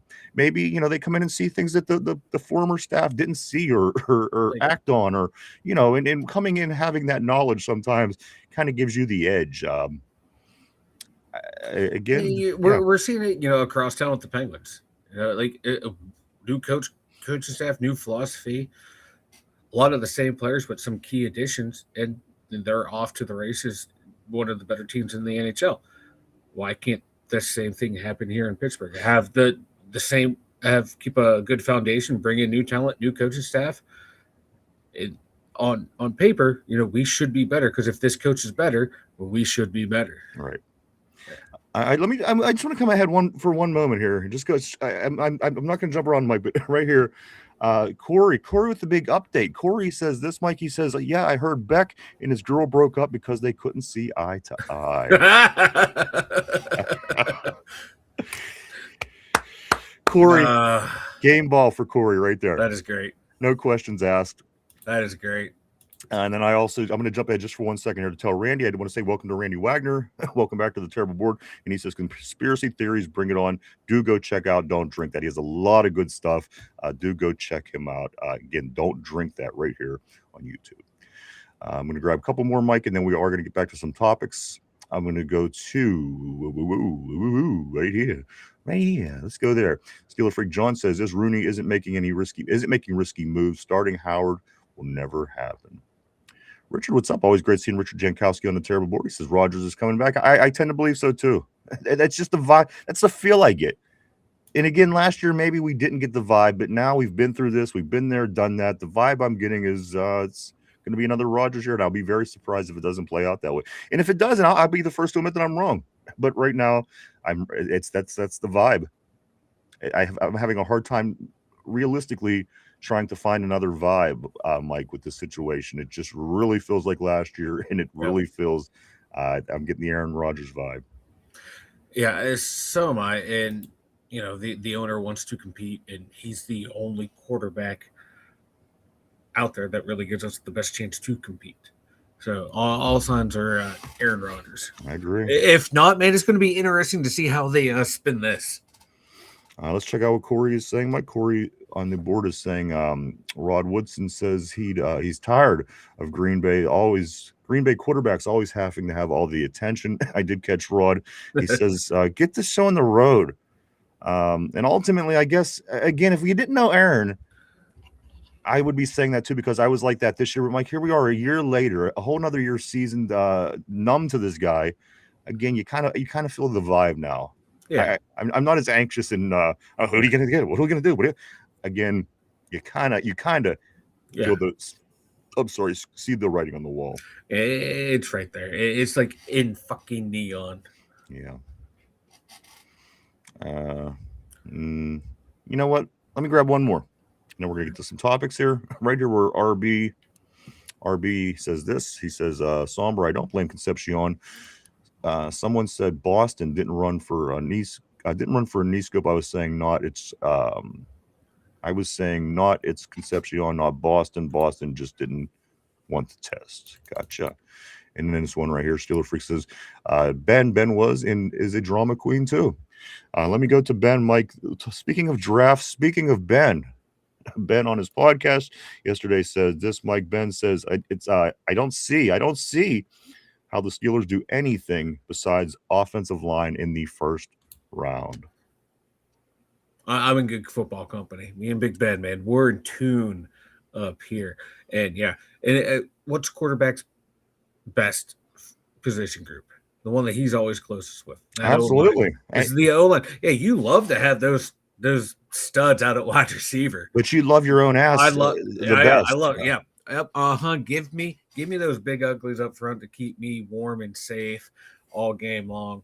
Yeah, and I love it, man. As someone who loves to watch the big uglies fight every game, I love taking defensive linemen in the first round. They're not sexy picks, man, but they might be outside of quarterback the most important position on the team. I mean, go back to that Philly dominating the Chiefs' offensive line in that Super Bowl. Mahomes could do fuck all that game. And if the Chiefs actually had an offensive line, that game would have been a whole hell of a lot closer.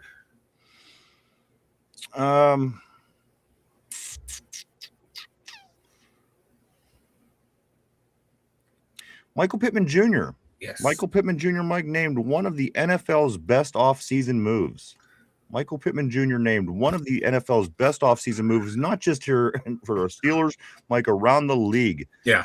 For what it was worth, for what we're getting, Michael Pittman Jr. is being said to be one of the best offseason moves. You got to like that as a Steelers fan. Going into offseason saying we have to get some home runs, just knowing how things have been, taking advantage of this transition year.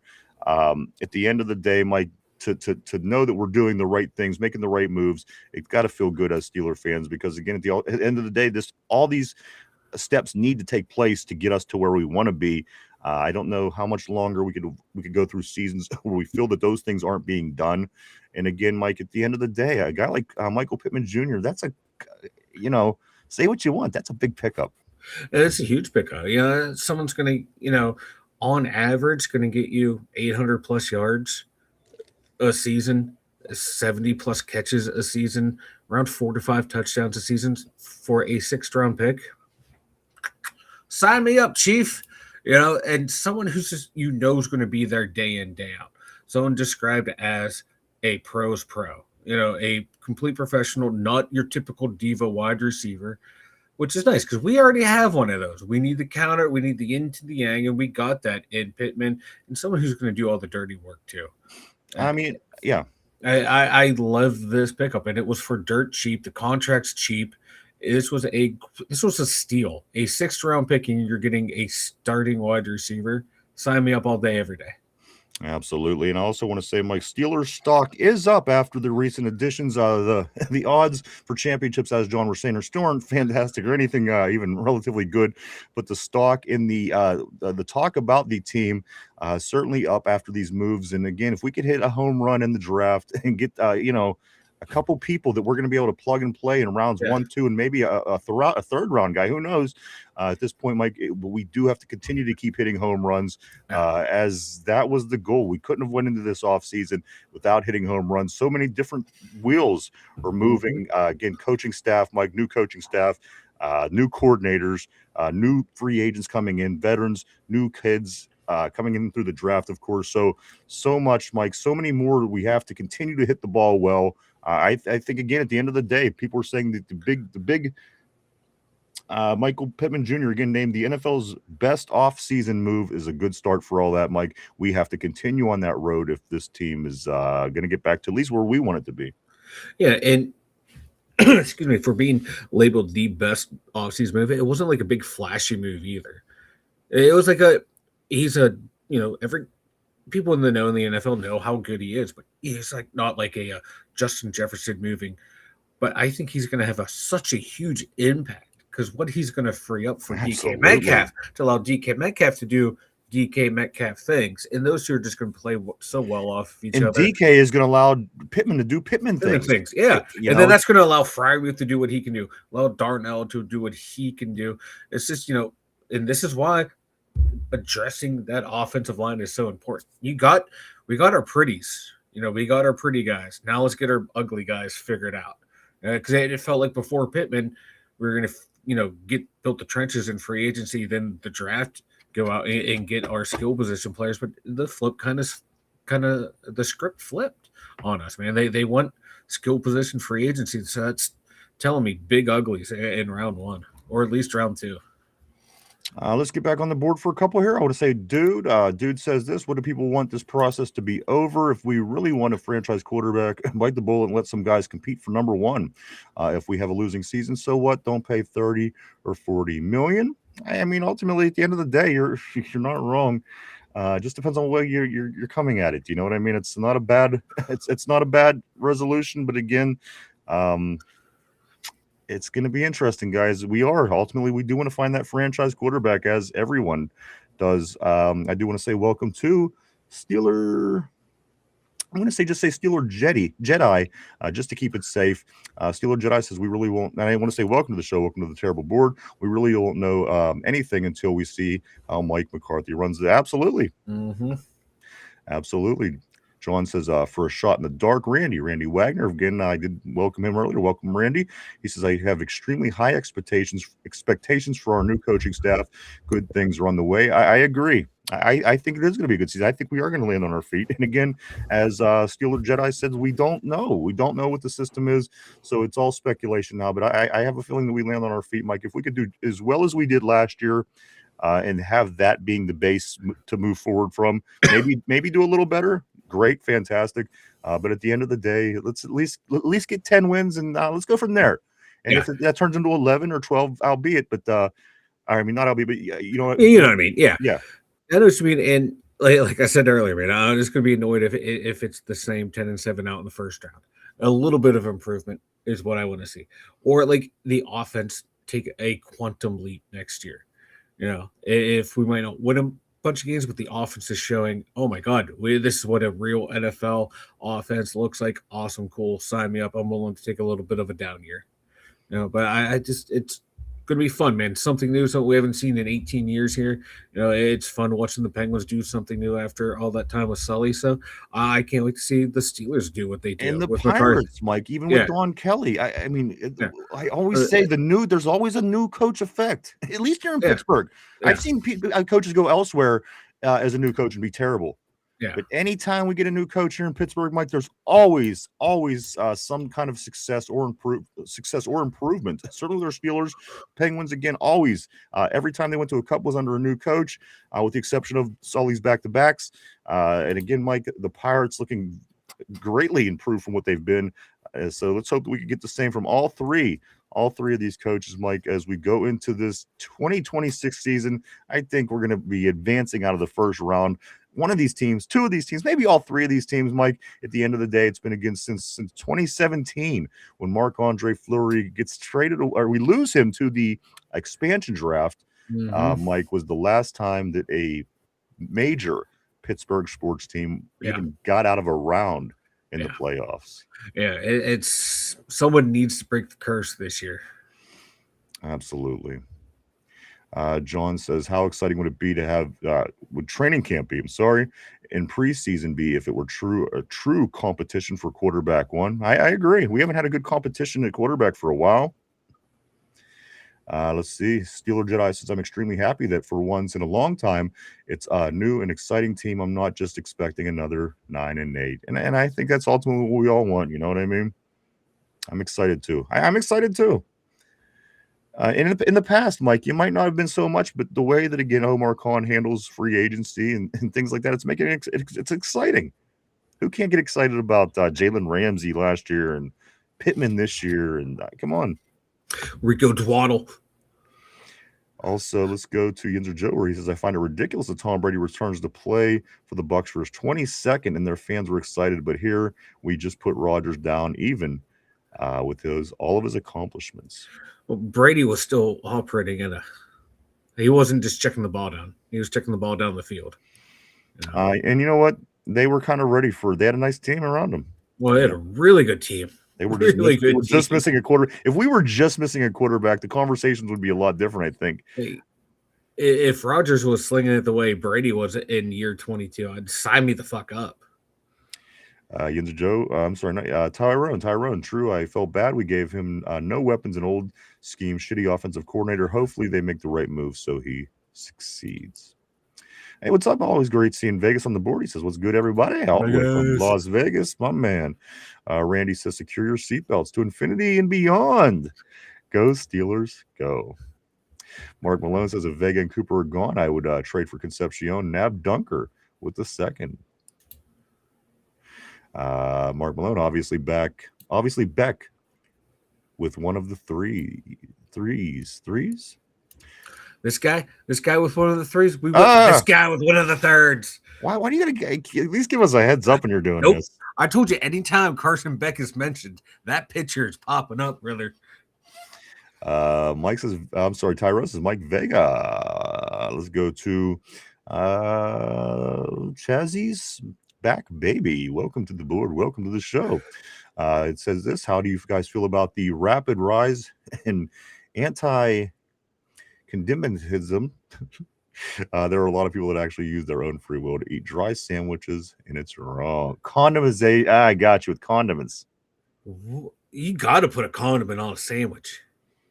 A little bit of mayo, some mustard, something. You got to have something on there. Condimentism is the word. I'm sorry. I love it.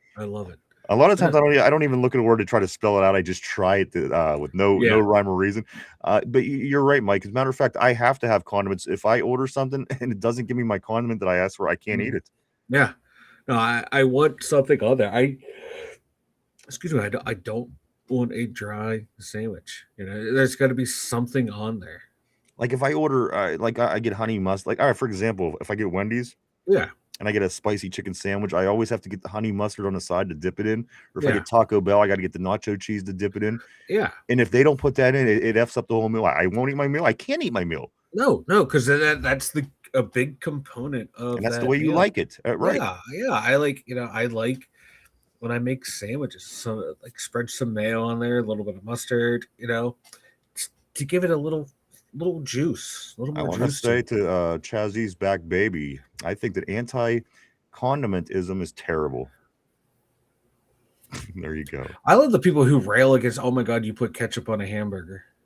You know what the people that get me is the people that are mad that you put ketchup on a hot dog. Oh my God, you put ketchup on a hot dog? That is so gross. I'm from Chicago. We put pickles on our hot dogs. We put this, we put that, but ketchup is gross. No. I hate that argument. Ketchup, mustard, and a little bit of relish and some onions. Ketchup's amazing. Heinz ketchup is amazing. It's all these people. I have a feeling the people who bitch about ketchup only eat Hunt or another off-brand. They don't eat Heinz. That's what if you eat Heinz, you'd be just squirting that shit into your mouth. Tyrone says, I'm sorry, Somber. He says, my point was, okay, we did get that one, Somber. Tyrone says, you don't, but if he's available to get, I'm doing it. That guard won't be there. That's what Somber's saying.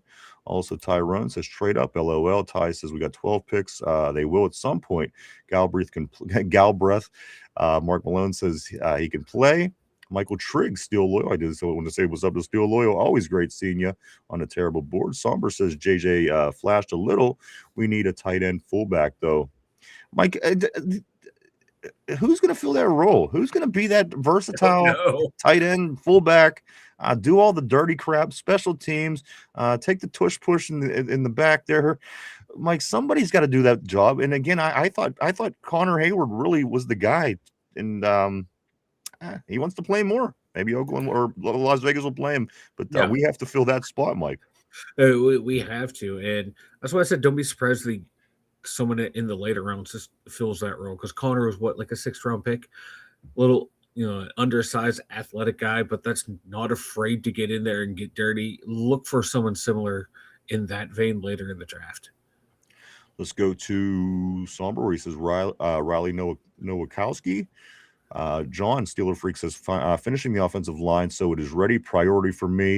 You know what? Ultimately, I it's not going to be popular, but at the end of the day, for the best case scenario, the building blocks, the foundation, I think, Mike, is that offensive line. And if they would grab somebody at that left guard position to shore it up for the next 5-7 years, I think that would be again very, very good. Put us in a good position, Mike, not only this year but beyond this year as well. Like, don't neglect either offense or defensive line. They're the backbones of both units, man. If you have a shitty line, we see what happens with, you can get ran all over, or, you get your quarterback killed. Lines are the most important position group outside of quarterback. Let's go to right here, Mark Malone. Mark Malone says Galbraith should have number 69. No. If we get the dude from Dunkirk or whatever his name is from Iowa, he should have had 69 with that mullet flowing. Dunker and Galbraith. No, maybe they'll give him 6'7".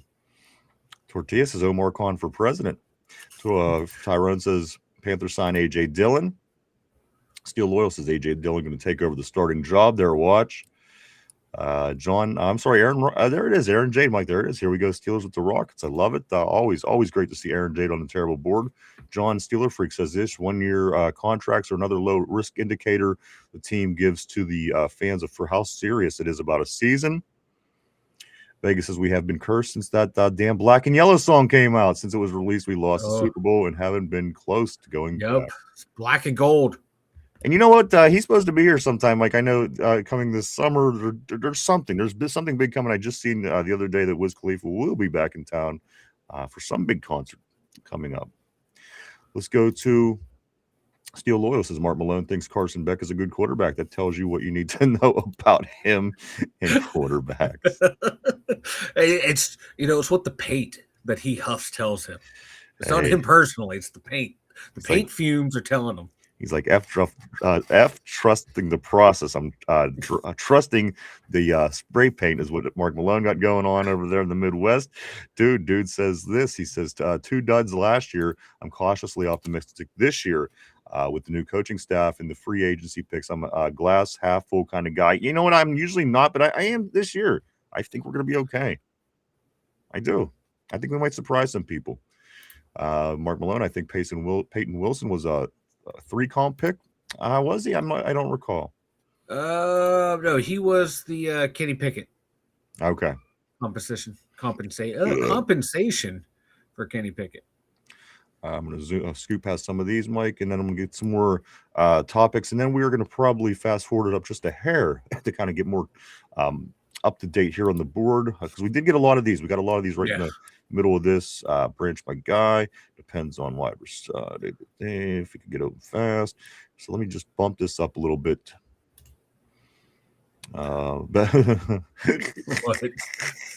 Richard says this. He says Beck looked like he's turning into a lizard. He's like one of them he's gonna start shedding his skin. Them shapeshifters. You ever see that with these conspiracies? The shapeshifters. He might very well be a shapeshifter. That is great. Let's scoot up a little bit more here. I do want to say Dang Lamore. I do want to say welcome to Dang Lamore. Again, looking just if I see any new names. I apologize. I'm not trying to pass you. Justin Brown as well because, and then also he says, laugh my ass off, bro, as high as fuck. I was between high as hell and high, but welcome to Justin Brown as well. Let me scoot up just a hair further. I don't know what this is. I don't know what RB's doing on this. Like he says, breaking Cam Hayward attacks Steeler fans who attacked his brother threatens to expose all you who did. What is that? I don't know. I was doing some sleuth working because I saw that pop up a while ago. I've yet to see anything. So it's something I'm keeping an eye on. You know what? And I'm going to be honest with you, it works because that is my segue, Mike, because my next I want to get into Cam Hayward. Cam Hayward does say this, Mike. Cam hints conversations with Aaron Rodgers are either still going on or picked back up. Mike, he says we're working on that. When asked about the Aaron Rodgers situation, quote, "We're working on that," end quote, is what Cam said in regards to being asked about Aaron Rodgers. It is Cam in the front office. We're working on it. But you probably, hey Omar, what the hell's going on with Aaron? Oh, don't worry, Cam, we're in conversation. Or Cam's reaching out to him too, but hey man, what's going on? So all signs are pointing towards Aaron Rodgers is our starting quarterback. Again, get ready for it. Run it back. And also, Mike, as we are just at the time of the show, this here is regarding Cam Hayward. He talked to his friend Max Crosby. This interesting. I thought it was kind of funny, but this is what friend Max Crosby said to Cam Hayward regarding everything that just went down last week with the Baltimore Ravens, the injury, the Indian giving, I guess you would call it. Some people would taking back their 2 picks and reneging on this move. Mike, this what was said. Quote by Max Crosby. He was like, all right, here we go. Fuck those dudes. Max Crosby said, fuck those dudes. I'm staying with the Raiders. I was like, Cam Hayward's like, I was all right. I can respect that, man. Max has always been straight up with me, and I've always respected Max a lot. Cam Hayward said, I was happy he didn't end up with the Ravens selfishly, but to say he's going to be there also made me happy because he's going to be able to take good care of his little brother, is what he's saying. Like, he's happy that he's staying with the Raiders because he's going to be able to keep an eye on little Meatwad down in Las Vegas. What's going on there? Oh God, is Cam afraid that Connor can't control himself in Vegas? You're gonna have Max Crosby keep him in line. You've seen what happened to Skylar Thompson in Ireland, and what happened to Mark Sanchez in Chicago, or wherever the hell.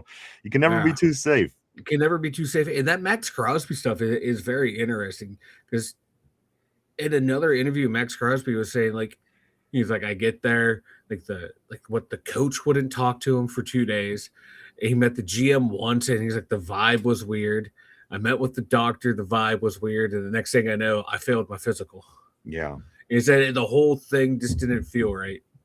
The whole thing wasn't right. I got to be. But again, Mike, he's in the AFC West. Not our problem. We don't have to worry about that this year. The team that we get from the West is going to be the first place team, so that's not even anything. But again, he was like, "Fuck those dudes." Fuck those dudes.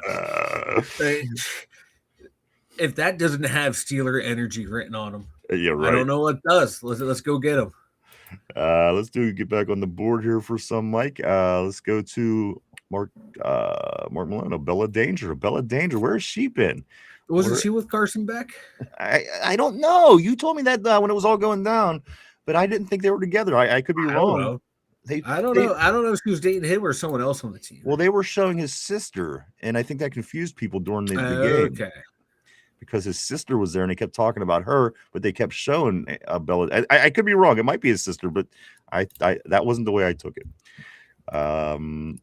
C Steel Loyal. That's exactly how it works. RB.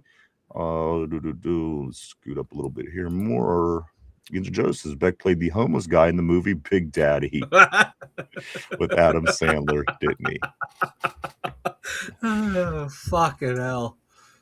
RB says if that was the case, why do teams pay offensive linemen so much if a team is getting home with a home 4 and doing it over and over? Scheme more than talent is what's going to beat that. You need both, but scheme is greater. Steel Loyal says this is simply about pass rushers affecting a quarterback. You're going deep into it now. Let's go to, again, I'm just going to scoot up just a hair here. I apologize. I will read every single message, I promise you. Oh, he does. Just to try to stay current on the conversation. I am going to move up here. Let's see. Well, yeah, you can't call the quarterback out for not being able to handle the rush and then not point out that scheme helped him. Absolutely zero. It's not as simple as he can't handle the rush anymore. I think him and Steele were talking about that. Okay, RB says I was originally talking to Loyal. Gotcha. Randy Wagner, I do want to say welcome to you, sir, as well. What up? Randy says this Mike Beck completed 72% of his passes, 30 touchdowns, 12 picks, showed ability to shred a secondary from a clean pocket with improved poise, but struggles under pressure. That's not what I like to hear. That struggles under pressure part. And you're going to be under pressure more in the pros than you were in college. You're just an anti-cock guy is the problem. It is. So like you just don't want him because of his eye. I know. I have fucked up eyes too, man. And trust not like me, that. I mean, you do, but not like that. I do, man. I got like Forrest Whitaker eyes. My eyes are like very squint and narrowy for a white guy. It's weird what I got going on here. So when I see it in someone else, I don't trust them because I know what I see and I don't see everything. How am I going to trust that cat to see everything? Steeler Freak says Rodgers isn't going to hold on to the ball longer as he gets older. Ben didn't either. Simple as that. We were spoiled, still loyal. I agree. Also, Montana or Brady never hung onto the ball either. Seemed to work out well for them, is what RB is saying. Let's go Tyrone. I'm back. What I miss? Also, Steeler Freak says early Ben took the hit. Late Ben was quick draw. Scoot up a little bit more here. Again, I apologize. I'm not trying to miss anybody. Ronald says, hey, what's up, dude? Always great seeing Ronald Albright on the terrible board. He says, hello, gentlemen. Always good seeing you, bro. Hope things are well. Again, 36 days out from the NFL draft right here in Pittsburgh, Pennsylvania. It's getting here fast. Randy says, Yinzers are delivering facts. Let's go up here a little bit too. I'm going to grab another Randy, actually. Randy says, finally beefing up our receiver room. What took so long? I would like to just talk to somebody in the know and say, what the fuck were you thinking for 2 years? Especially after you went 1 year with the problem and Mike Williams was the Band-Aid. How could you get into that second season being in no better position at wide receiver? I would just love to talk to somebody who gets paid a lot of money that is involved in this process just to hear what they would have to say. Again, I've never seen that in my life, and I understand the argument. Some teams build their teams different. They don't have, and all the arguments were made, but I've never seen a team go for multiple seasons with just not carrying that position. It's insane. You notice both our top two receivers were not signed as free agents. We had to lure them in from trade and give them a raise for them to come play here, and that might be the reason why. Like we had trouble to get. When's the last time we signed a free agent wide receiver during free agency? I couldn't even. Yeah, exactly. Yeah, they really don't want to seem to come here. What are you talking about? We got Juan Valdez-Scantling. Oh no, he was okay. I see what you're saying. I got you. Let's go to Kenneth. Kenneth says, what's up, guys? Always great seeing the great Kenneth Jones on the terrible board. We were discussing different degrees of average until the quarterback is found. John Somber says he was a cornerback as a freshman. That's probably why they moved him to safety. Let me scoot upwards here a little bit.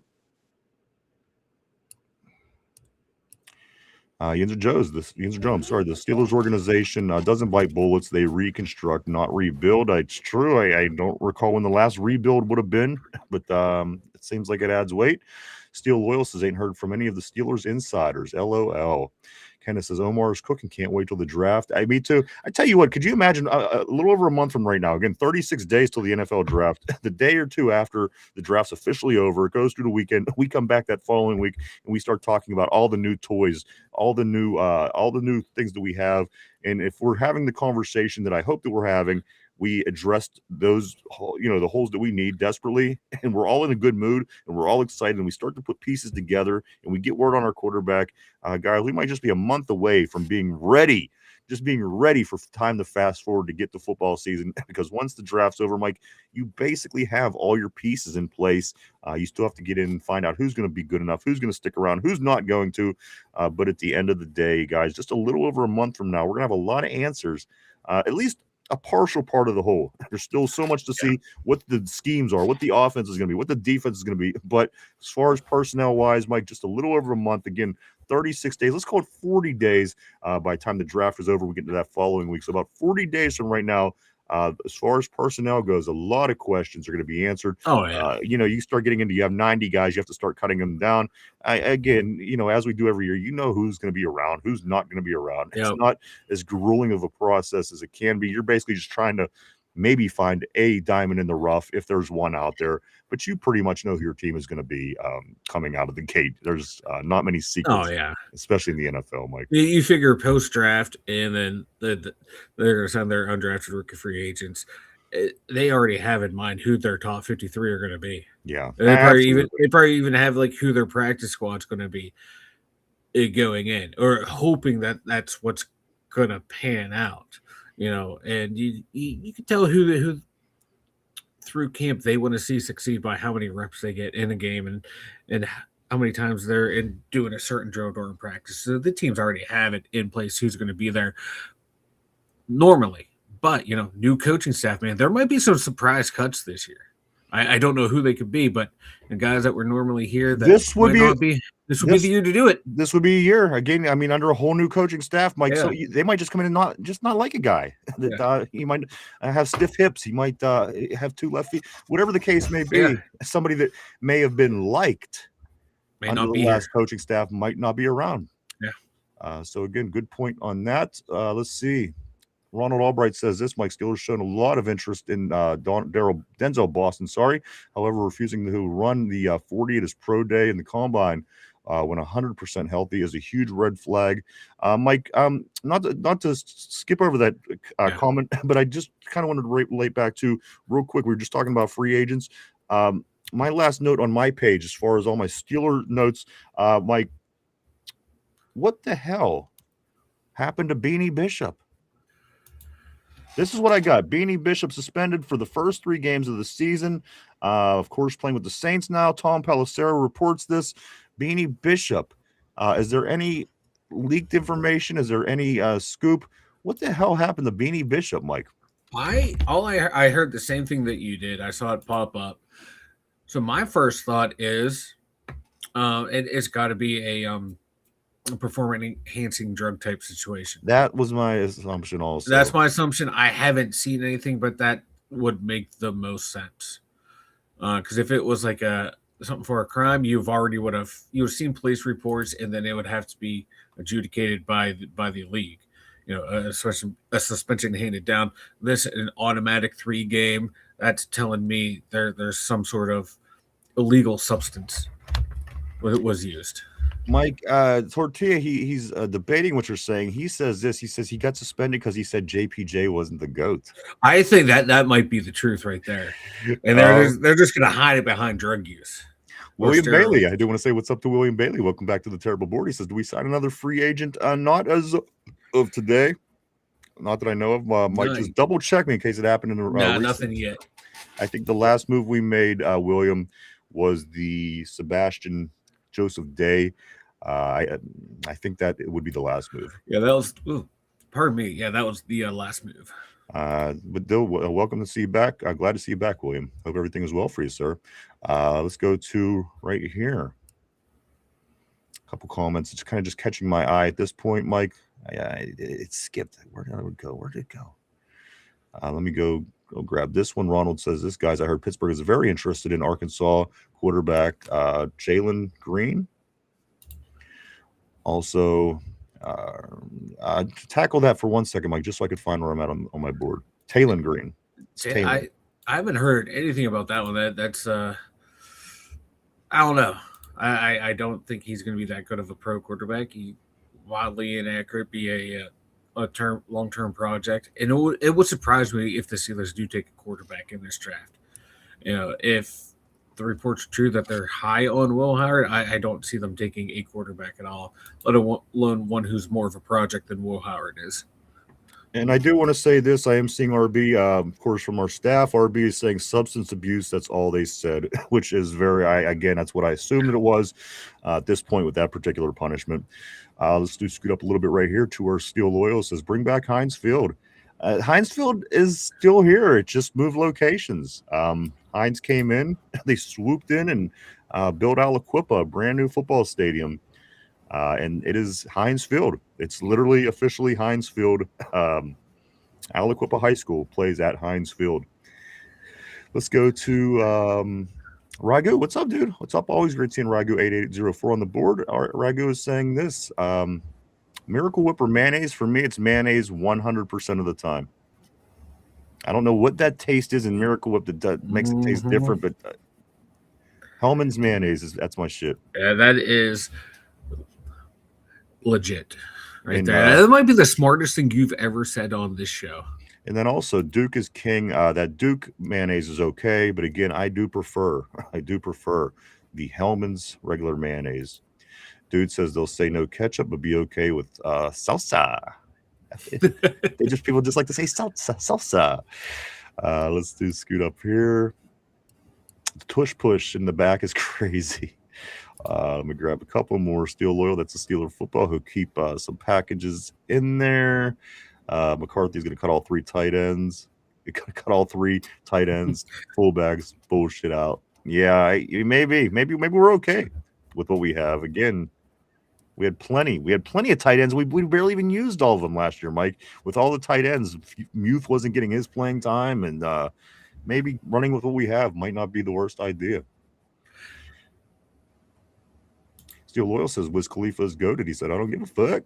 He will be back. He will be back this summer. Let's go right here to Steel Loyal says, I see your vision with Beck's eyes, Mark. LOL, he's got 250. Yeah, baby. There it is. I'm getting used to that surprise now, Mike. At first, it was jarring and startling, but now I'm kind of used to you doing that. So yeah, like I like now to wait till you're kind of wrapping up your thought with Carson Beck, ready to move on to throw him up. It brings me more enjoyment to do it that way. Dude says this. You guys, you two were top tier specimens of men making fun of Beck. LOL. Yeah, hell yeah, we are. Bro. I mean, look at this. This just screams peak male performance. Okay, this is just perfection. That's right. Call him Brad Armpit. And you know, I thought of another word the other day. And I had it for Tater, but the Tater hasn't showed up for two ever since St. Patrick's Day came around. I don't know. I think he's still recovering. I was working with the in-house band, the AI band, working on that song the other day, Mike, and he's dirt. You know, there's the doppelganger. Yeah, he's kind of like Derpy's doppelganger. I just didn't have anywhere to put it anywhere, so the doppelganger. That is what RB is. Ganger. So much material for the tart, and he hasn't been showing up. I don't know he hasn't, man. I hope his liver is okay. And Mark Malone says Tater was likely arrested on St. Patty's Day. Let me grab a few more here, Mike, and I'm going to pass it over to you. I'm going to scoot up a bit. I'm going to make sure I'm not missing any names. Corey, don't drink that. Says, yeah, Beck couldn't commit to entering the draft last year because he had a hard time seeing a future in the NFL. Let's go to Ron Albright. When you consider that Beck's best wide receiver was a 17-year-old true freshman, I think it's pretty impressive to me. Fernando Mendoza as a total fake quarterback, I think he's a bust waiting to happen. More than likely, and if he goes to the Raiders, I think that's just accelerated. Yeah. I can't imagine. I would guess that you're probably right. Let's go Steel Loyal. Tony is a monster. His age don't mean anything. Let's scoot up a little bit here. Steeler Freaky said, I had a girlfriend with stiff hips. She could crack a walnut with her ass cheeks. Who was it yesterday? Who was it yesterday with the 317-pound X? No, it was the 3,317-pound X. That was the numbers in his well, that's not the question. The question was, who was it? I don't remember his name. I can't remember his name. That's irrelevant. I want to know. I want to know who it was. I can't remember. You just totally went over the question and answered another question. Yeah, it's what I do. I think I remember who it was. I just can't. It's just not coming to me. I can remember who it was. It's just not coming to me right this moment. They're trying to deport him. Mark Malone says Tortilla says he got suspended because he said JPJ wasn't the GOAT. Steeler John says Bishop slept with Aaron's AI wife. Also, let's see. Don't drink that. He violated the conduct policy for having an OnlyFans. Couldn't cut it as a starter, so he had to do something, right?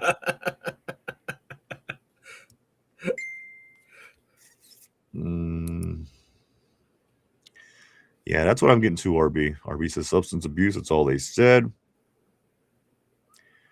Let me grab a couple more here, Mike. Christopher, what's up, dude? Always great seeing Christopher's on the board. What Christopher up? says, you guys tried Hellman's vegan mayo? I have not. I have not. See, I still don't care enough about my own well-being to think like that yet. We can tell. All right, let's go get the scale real quick and let's duke this one out.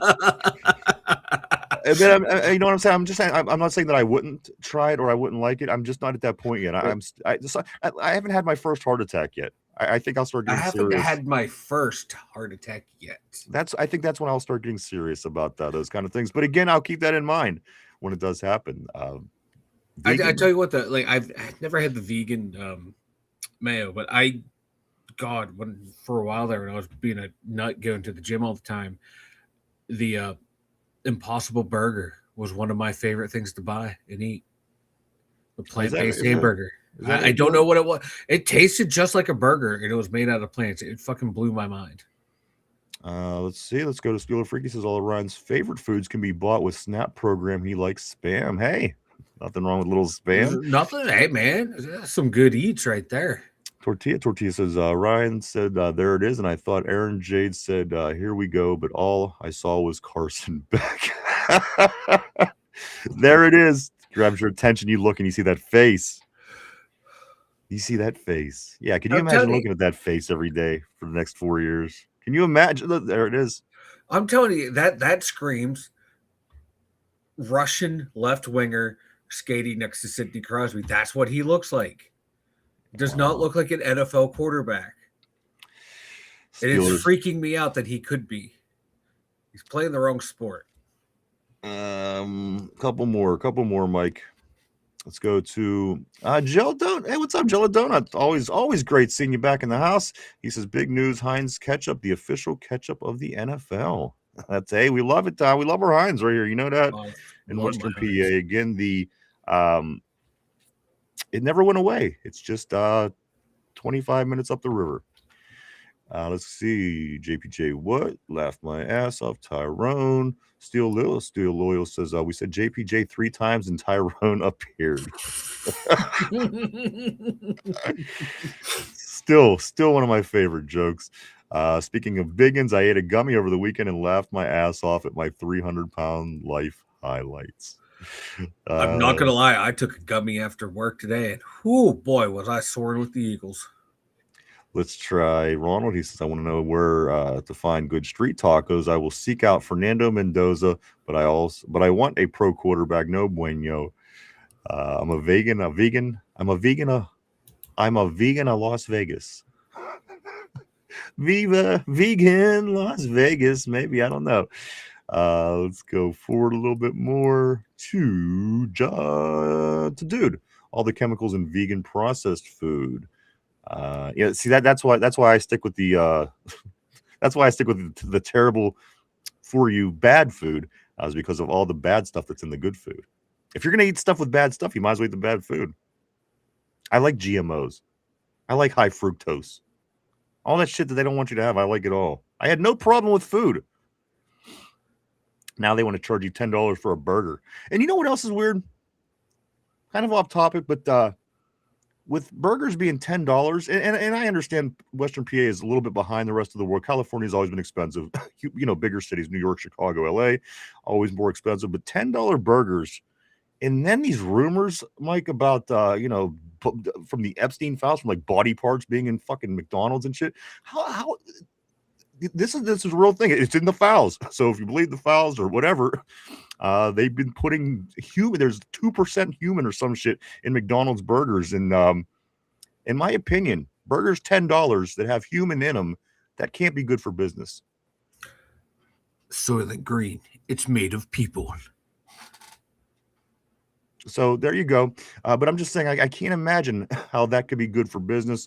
And again, a $10 burger in Western Pennsylvania is very expensive. It must mean burgers in California must be $25. I don't know what's going on, but I can't imagine. Again, I can't imagine fast food survives many more big hits, guys. It's a lot of money for a burger, Mike.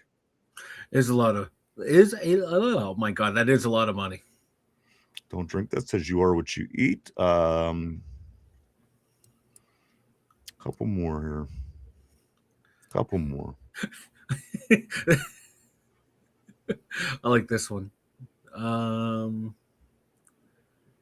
John Dude. You guys are going to shame Beck into sunglasses all the time. Maybe an endorsement contract.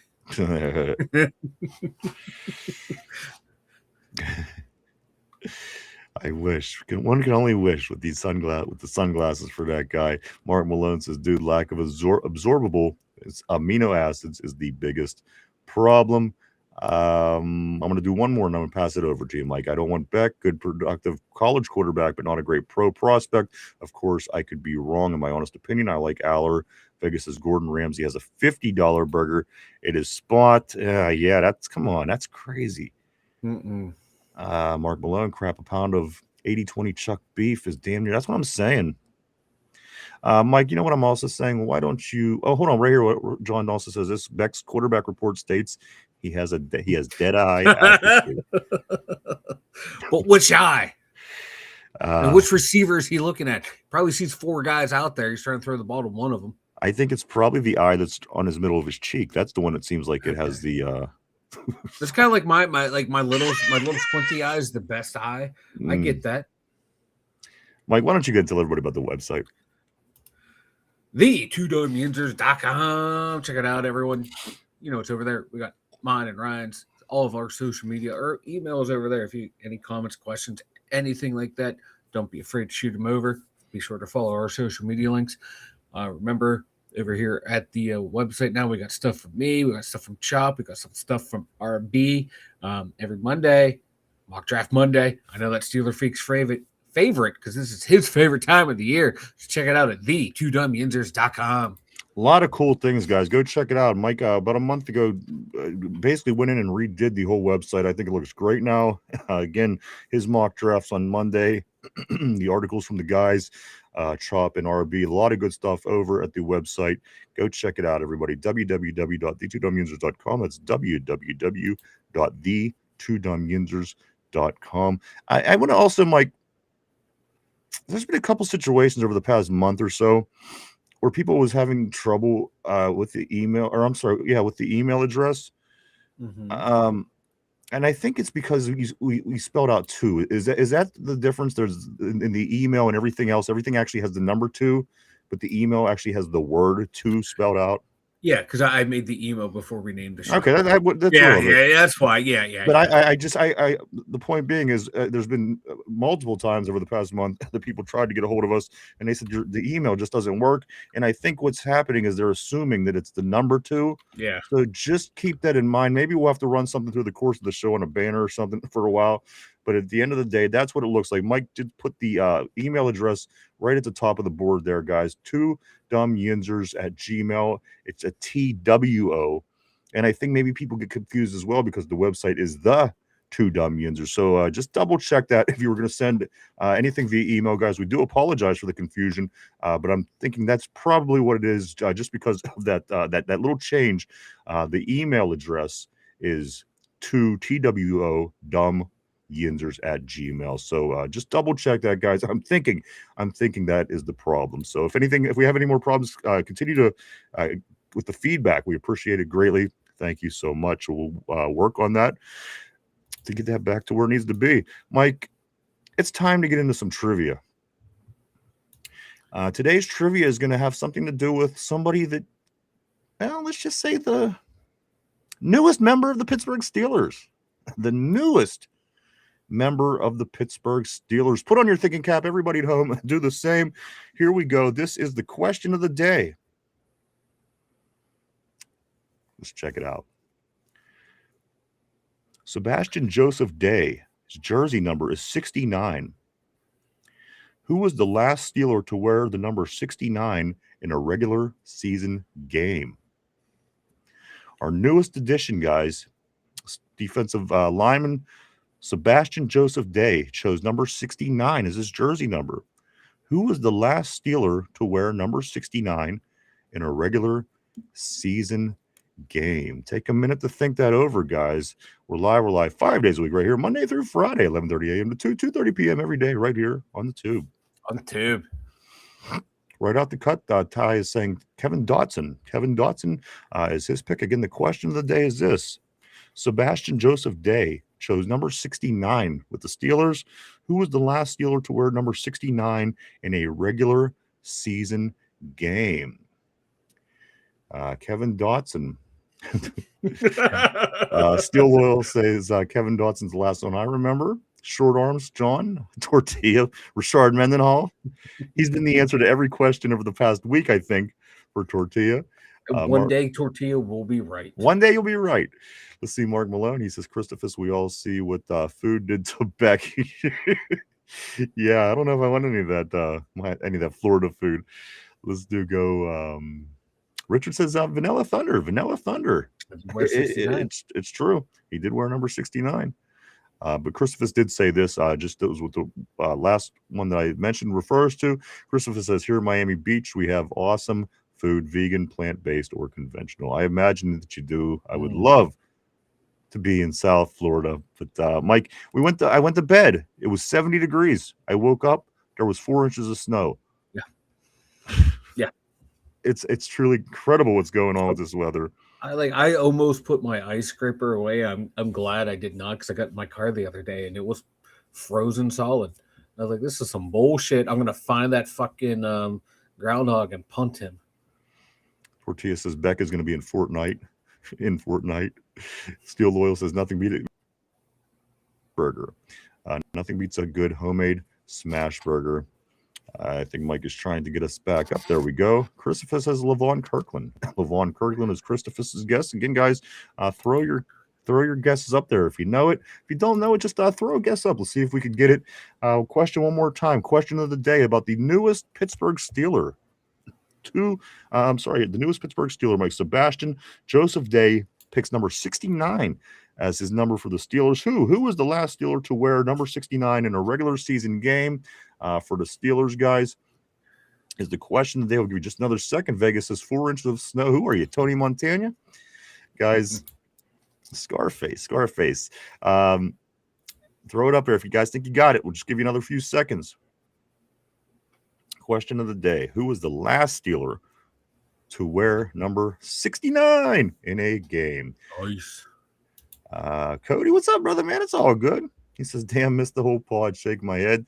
It's always great to see Cody. Better late than never. Let's get to the answer to the question, guys. Here we go. Question of the day. Here is the answer. Driscoll Tortilla is saying. Also, let's get to the answer. Sebastian Joseph Day, the newest Steeler. He picked number 69 as his jersey number here in Pittsburgh. Mike, who was the last Steeler to wear 69 in a regular season game? Mike, what is your thought process? I'm going to go with Kevin Dotson. I remember Seems like a safe bet, right? Yeah. He's the last one I remember of any consequence wearing that number. So that's who I'm going with. That seems very smart. That's your final answer? Final answer. All right, I'm locking you in on Kevin Dotson. Steel Loyal says it's either Dotson or a random practice squad guy that played one game. LOL. Ty says, boo, Cody stinks. Bill Cosby, Cody's guess, of course. Guys, question of the day. Mike had said Kevin Dotson. One more time, the question is this. Sebastian Joseph Day selected number 69. Who was the last Steeler to wear number 69 in a game? For the Steelers, guys, Mike says Kevin Dotson. A few different answers on the board. Some silly answers on the board as well. Nonetheless, guys, the answer to the question is not Robin Williams, as Cody is saying. It is Kevin Dotson. Kevin Dotson was the last one, guys. He wore it from 2020 till he was traded ahead of the 2023 season. Kevin Dotson did wear number 69 at guard. So there you go. Good job, Mike. Great job, everybody. Even Cody. He's got that E for effort. We'll give him that. Let's see, man. We overthought. Yeah, I really did. That's just one of them ones, and that's why I do try to throw the tricky ones in there, just because sometimes it kind of keeps you on your toes, and you don't know which ones are the tricky ones and which ones don't need overthought. But appreciate that, Steel Loyal. He says I was overthinking the f out of that. Guys, a few things before we do get ready to wrap things up for the day. Mike, this is the middle of the week. We were just 36 days away. 36 days away from the NFL draft here in Pittsburgh. 36 days away. When it was 45, it was one thing. When it was 50, it was another. When it was 100, Mike, 36 days from the NFL draft. What do you got to say about that? It's getting closer, but my biggest fear is that it's going to feel like a crawl to the finish line. Hopefully, it keeps moving, man, the way the offseason has already. I can't wait for it to be here, man. I just love when we bring in new talent, try and figure out where they're going to fit in, who they're going to overtake, can they make the team? Because, man, this draft's going to be a fun one, too. You know, we have some needs, and we can just about go anywhere in the first round. I can't wait to see what happens. And then, the draft here in Pittsburgh, baby. It's going to be exciting. Christopher said 58 degrees. I mean, that's not great, but to be honest, better than the 30 I'm looking at right now.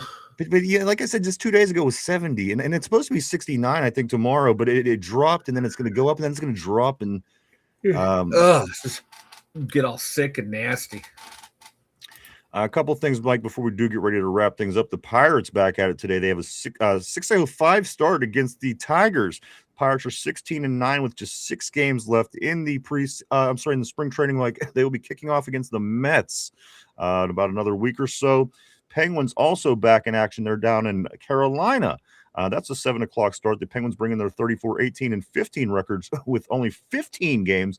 Like 15 games left in their season as they are getting ready. They're closing in on the season, but not only that, Mike, they're only 7 points behind the first place Carolina Hurricanes, who they are playing tonight. Second place, the Penguins are 7 points back. 15 games left. So again, a win tonight over Carolina could be a nice beginning to the last couple weeks of hockey. Maybe for the Penguins could gain a little bit of ground before we start the playoffs. Yeah, and it looks like Sid's back tonight, so huge boost to the lineup right there. And the boys have been playing pretty well. And you get him back, they should be going ready to rock and roll. And finally, Mike, the Pittsburgh Riverhounds, their U.S. Open game.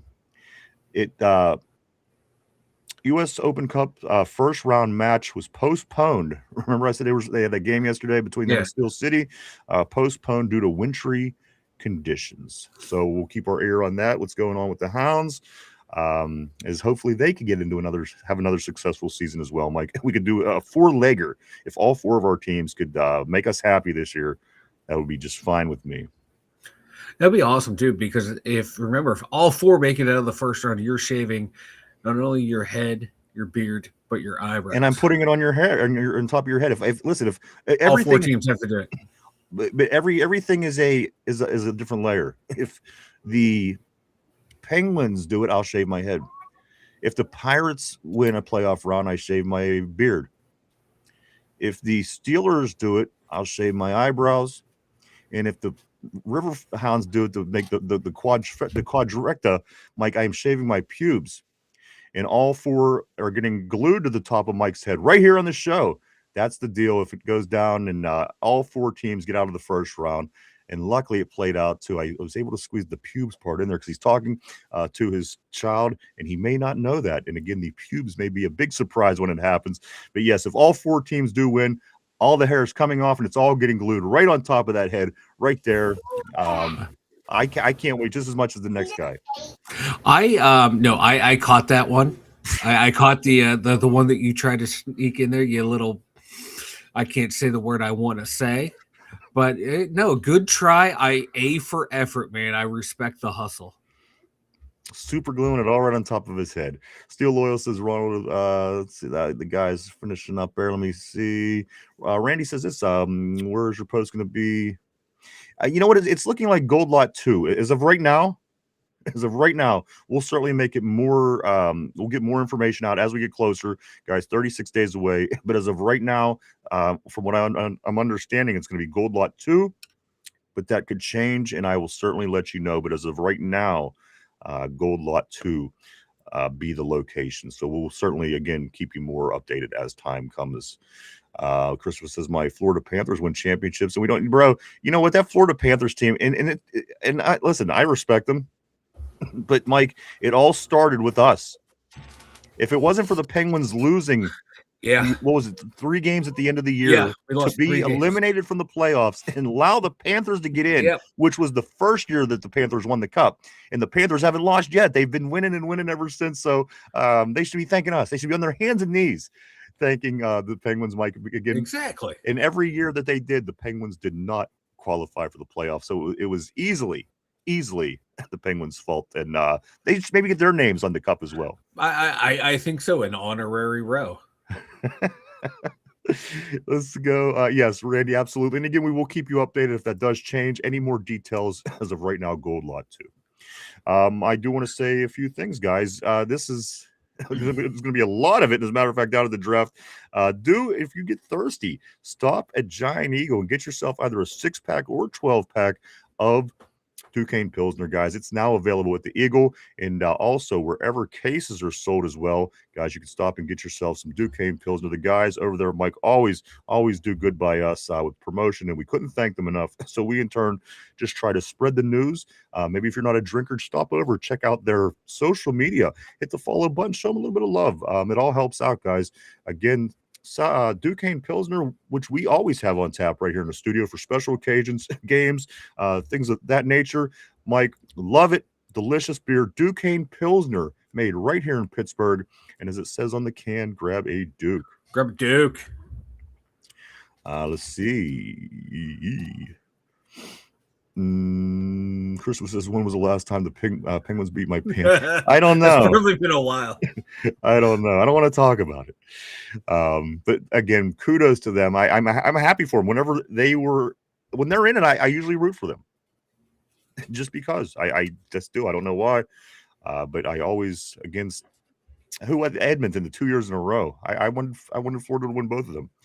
And again, the first time around, I have no reason not to like the Panthers. Let's say a couple other things, Mike, before we do get ready to take off for the day. Gang, my man Jamal, as always, sir, Texas. Love hearing from Jamal. Mike, just give me a little bit of your assessment, a little bit of what we talked about today. We got into just some of the new details on Sebastian Day, also on Brisker, Dowdle, those contracts. A few other things, Mike. Beanie Bishop. What's your overall thoughts of today's show? I like the contracts that were signed. We still have a shit ton of cap space left because of the way those deals were structured. Still sitting close to $30 million in cap space. So maybe one more key free agent side. Maybe they do address the guard situation to free up that first round even more. And you figure a lot of that money that's left over now probably won't be spent outside of maybe one or two free agent signings. A lot of that money is going to go to re-signing or extending some of the guys who are coming up on their contracts. So I like that right there. Denzel Boston coming in for a visit. I don't want him in the first round. The more you watch him, the more you fall out of love with him. But I'm not surprised the Steelers are taking a look at him. He fits the Mike McCarthy mold of receivers, big, tall kind of guy. And let's go Pens. Let's go beat the Panthers. Cody, the reason I can't say what I want to say is a little kid walked in here, so I can't say all the mean words to Rye that I want to say right now. Yes, he can. I hear you cussing all the time around your children. I don't. I'm a saint around my child. Get the fuck out of here. Just tell me what it is you want to say. I forget what I was going to call you. Like a sneaky fucking rat bastard. Wait, who? Me? Yeah, when you tried to sneak in the pube thing. Oh. Okay, all right. I maybe deserve that. 92, Cody. John is saying 90 degrees in Vegas. Let me move back up here. Again, guys, let me start by saying this. I do want to say, I really feel that's what I'm missing. That's what I'm missing. I usually don't do happy birthdays, just a special one every now and then, but just Mike, a good friend of ours and a guest of the show, of course, Garrett Webster. All respect for his pops, Iron Mike Webster. Mike, his birthday is today, so I do want to give a happy birthday out to the big guy in heaven, Mike Webster. Of course, his son Garrett on the show not that long ago, actually. Happy birthday to Iron Mike. And there it is. Mike also still loyal was saying Thunder the Tatman. Thunder the Tatman. There it is. And pull that picture up one more time. I know you have it handy. That one that's in the circle that you put up as the show's getting ready to start. There it is. Sexy beast. And the reason I like this is because I know that Mike, I think he likes the fact that I think people think that that's actually him sometimes No, when I they see the don't, no. picture. Yes, you do. If anyone thinks that is me, they are. Well, it literally looks and you always have long sleeve shirts on. So how would it be that much of a surprise if they thought that was you? Moving on. I do also want to say these few other things before we do get ready to wrap it up and go. I do want to say, if you haven't had a chance, go check our social media out, guys. You can keep up with what the two Dum Yinzers are up to on a day-to-day basis. You could follow us on Facebook, X formerly known as Twitter, Instagram, Threads, even TikTok. You can keep up with what the two Dum Yinzers are up to on a day-to-day basis. And if you haven't had a chance yet, do hit the like button down below, guys. Hit the like, the sub, the share, comment, any of that kind of stuff helps the algorithm, guys. We appreciate it all. Thank you so much. See, Thunder Roll, Jamal. I thought it was you, Vanessa. See, Jamal literally thought that was you. I am that jacked. Just a second ago, I was like, nobody thinks it's me. This is now I'm jacked, boys. Steel Loy laughed my ass off. That is Thunder. What do you mean? Finally, I want to say this, guys. I want to say thank you so much for coming and hanging out and checking us out today. We appreciate each and every one of you. We truly, honestly do. We wouldn't do it without you. Thank you so much. I want to say thank you to everybody on the board, guys. You always keep the show interesting. It's no question about it. It's a no-brainer. The board, Mike, is such a big part of the show, and they are the lifeblood of the show. I always say that. I always mean that. Thank you so much to everybody on the board and everybody that's at home. Maybe you're listening, maybe you're watching, maybe you're at your job, maybe you're in the bathroom at work watching, in the stall, in the gym, wherever the case may be. Thank everybody for being with us today. Mike is going to fix me here in 1 second. There we go. I do want to say thank you to everybody for being here with us today. We appreciate each and every one so much. Mike, finish up with the statement, and we are going to get humping. I guess people would say older people would say back in the day. Let's get humping. Let's get humping. King Thunder. I like that one, Cody. Randy, thank you, sir. Thank you, everyone. Christopher, you didn't make me feel bad about hockey. I saw my team win 5 Stanley Cups. I can never get too down. Never get too down on my Pens. Now they're catching up to us. I can tell you they are that. catching up to us, man. I used to hate the Panthers because they played the trap and they had those stupid rats and they made hockey boring. But now they're playing an exciting brand of hockey, so I'm kind of they're coming back into my good graces. Randy says this. He says, "Thank you, Mike and Ryan, for lighting our Steelers excitement fire. Way to bring it back. We appreciate you, man. We try to keep it going all year round. Yeah. We know that people love the Steelers the way that we love the Steelers, and we're just trying to make sure the voice of Steeler Nation is always heard. That is our priority, guys. Also on the board, let me grab a couple more things. Randy did follow up by also saying this, Mike. He says, have a fantastic day, everyone. March Madness starts tomorrow. That's right. We'll talk a little bit about that tomorrow as they do kick it off, Mike. Thursday, Friday, Saturday, Sunday. You're going to have two rounds eliminated by the end of the weekend. March Madness, if you blink, it's gone. We'll get into that a little bit more in the morning. Talk about some of the matchups as the schools will be pulling in all the TVs. I don't know if they do it the way that we used to. They used to wheel the TVs in on March Madness. Now schools are different with computers, monitors hanging everywhere. A little different, but back when I was in school, Mike, you always seen kids pushing that rack with them TVs down the hall, trying to make sure they didn't miss any basketball come March Madness. Oh yeah, it was always the best time because the certain you knew what classes you can just do whatever you Absolutely. wanted to, and those were the best ones. It was always a guy teacher that Didn't want to be there to begin with. right. Yeah. Steele says Steele Lewis says I'm gonna have all 3 TVs going. Thunder Duke, Thunder Plunder, a couple names on the board. I do think that's everything, Mike. Anything I'm forgetting before we roll? No, man, I think we got it all, man. All right. I do want to say thank you so much to everybody. Again, you guys are awesome. We'll be back tomorrow at our regular time to do it all over again for the Thursday installment of the 2 Dum Yinzers. Again, Mike, today was, in fact... No, I said hump everything. What? Too much. It's hump day. And again, Mike, it just... if you didn't do the air humping, I may not continue to do that sound effect. But since you do... you know what? It's staying. There's nothing that's going to make me change that. But we will be back tomorrow at our regular time, guys. I hope to see everybody then. I think that is everything for now. Penguins tonight. The Pirates this evening. NCAA basketball tomorrow kicks off for the March Madness. We'll be back to talk about all that and so much more tomorrow. Mike, one more time. I'm going to come to you. Speak now or forever hold your peace. All right, everybody. Thank you so much. Once again, have a great day. Have a great hump day. Stay safe. Have a good one. Here we go, Steelers. And we'll see everybody tomorrow. Bye-bye.